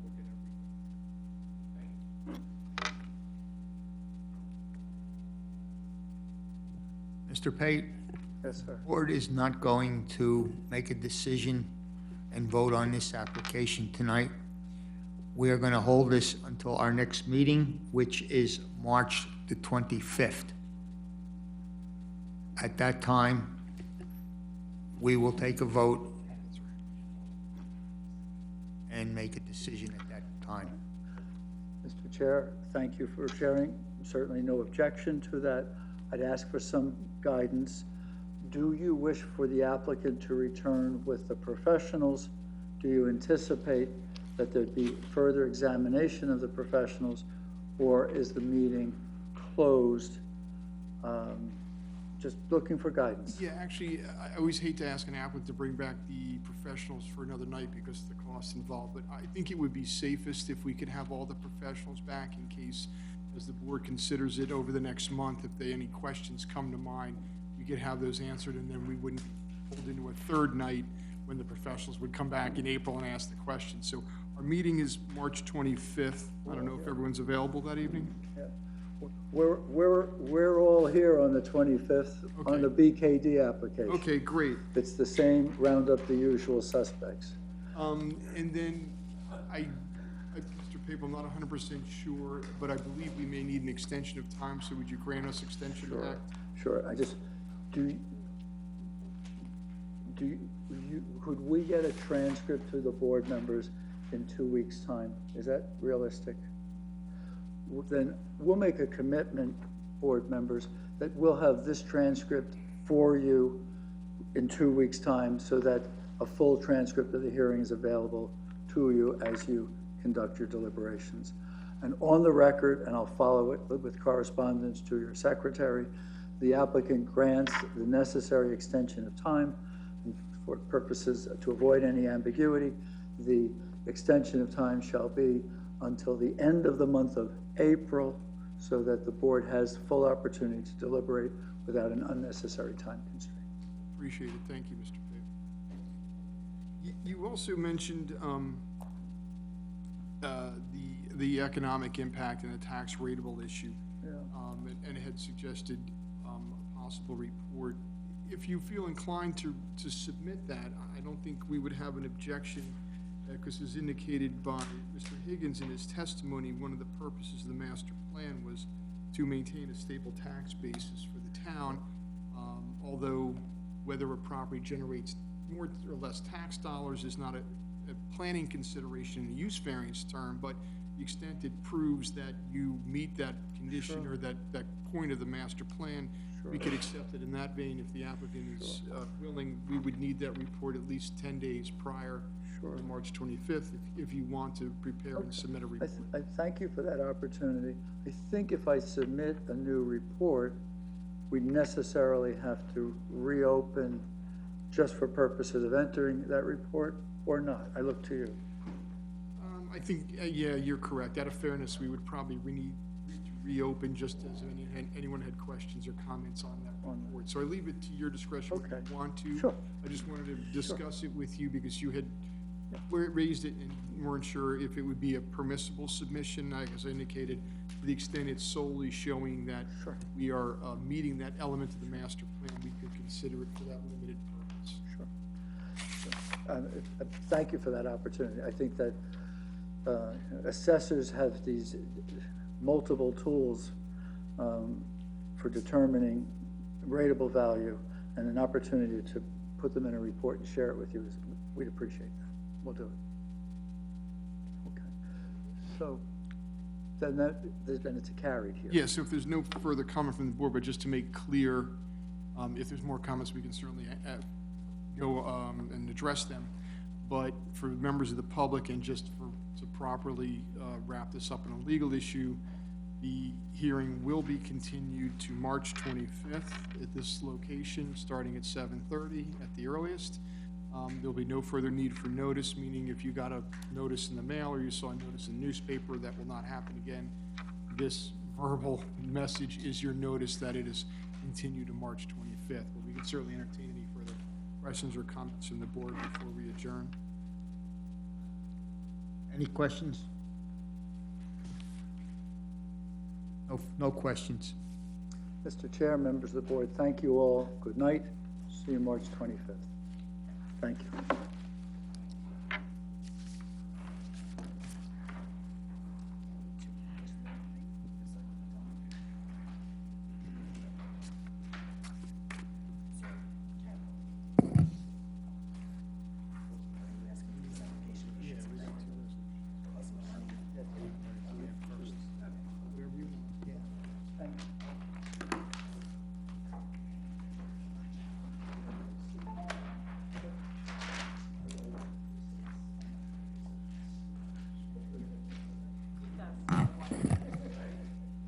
Okay, we have two moralizations from last month's meeting. Mr. Kemp? Sure. The first one we have is, if you remember, is Frank Januzzi on 100 Wilson Avenue. They were constructing an addition to the rear of the house. The board granted that, and the resolution's been drafted and submitted. If there's no questions or comments or revisions to the resolution, we'll take a motion to memorialize. Second. Roll call. Mr. Green? Yes. Mr. Henry? Yes. Mr. Kaczynski? Yes. Mr. Corrigan? Yes. Mr. Emma? Yes. Mr. Savili? Yes. Mr. Foley? Yes. Mr. Esposito? Yes. been memorialized. The second memorialization? Certainly, Chairman, this is the second last memorializing resolution. It was for Frania Sanchez at 142A Main Street. As you may recall, this was the one that was an interior lot that had a little driveway up from Main Street. They were putting a 6-foot fence, and it was somewhat of a technical variance because it's an interior lot, and the portion parallel to Main Street was considered a front yard. The board granted the application to allow for the fence. Comments or questions or requests for revisions to the resolution, we'll take a motion to approve. Second.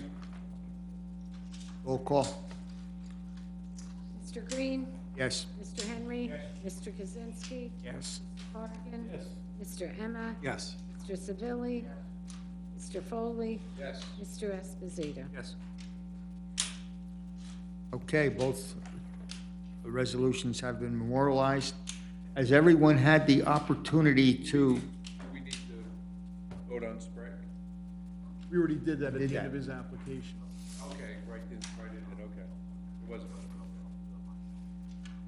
has everyone had the opportunity to review the minutes of January 22nd, 2020 on both our regular meeting and the half hour of the reorganization meeting? If so, what's your pleasure?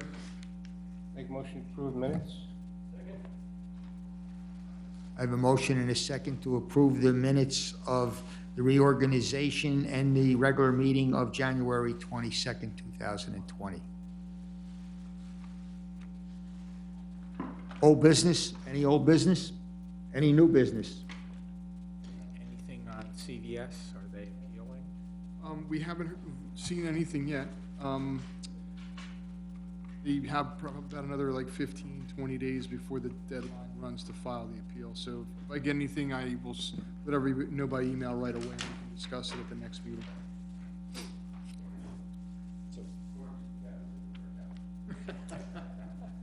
If there's nothing further, I make a motion to adjourn. Motion to adjourn. We are adjourned. It's a long meeting.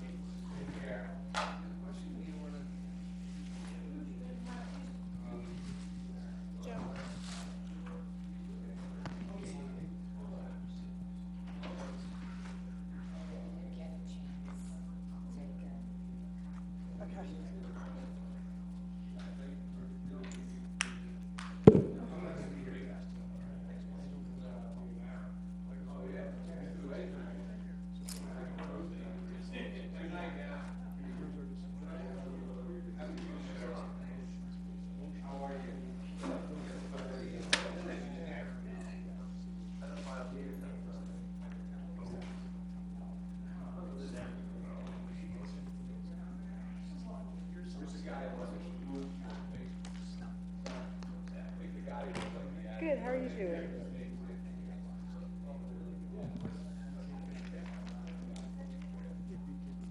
That was Carl Kemp.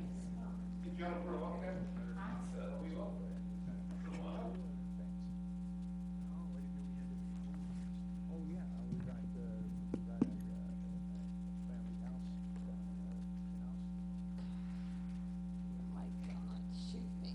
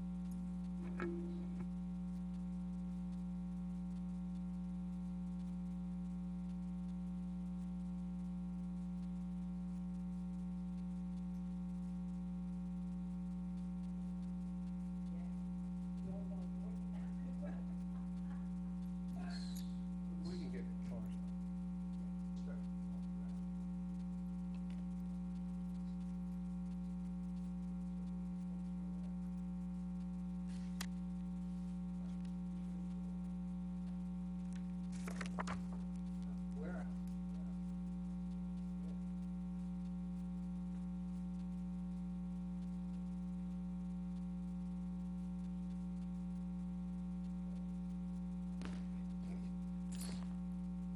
know you like to ask 30 questions.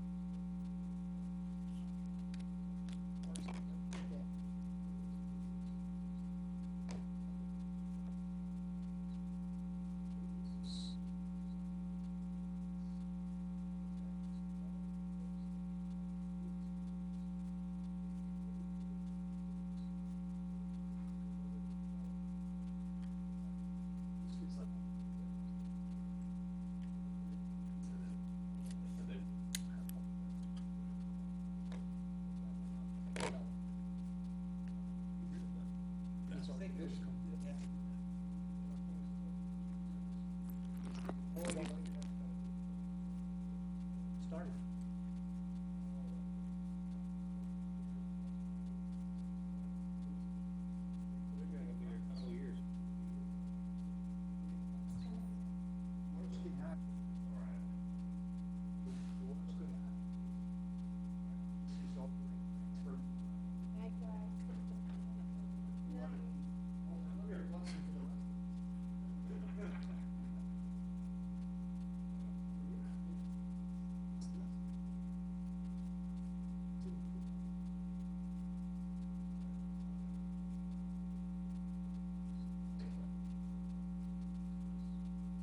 As long as they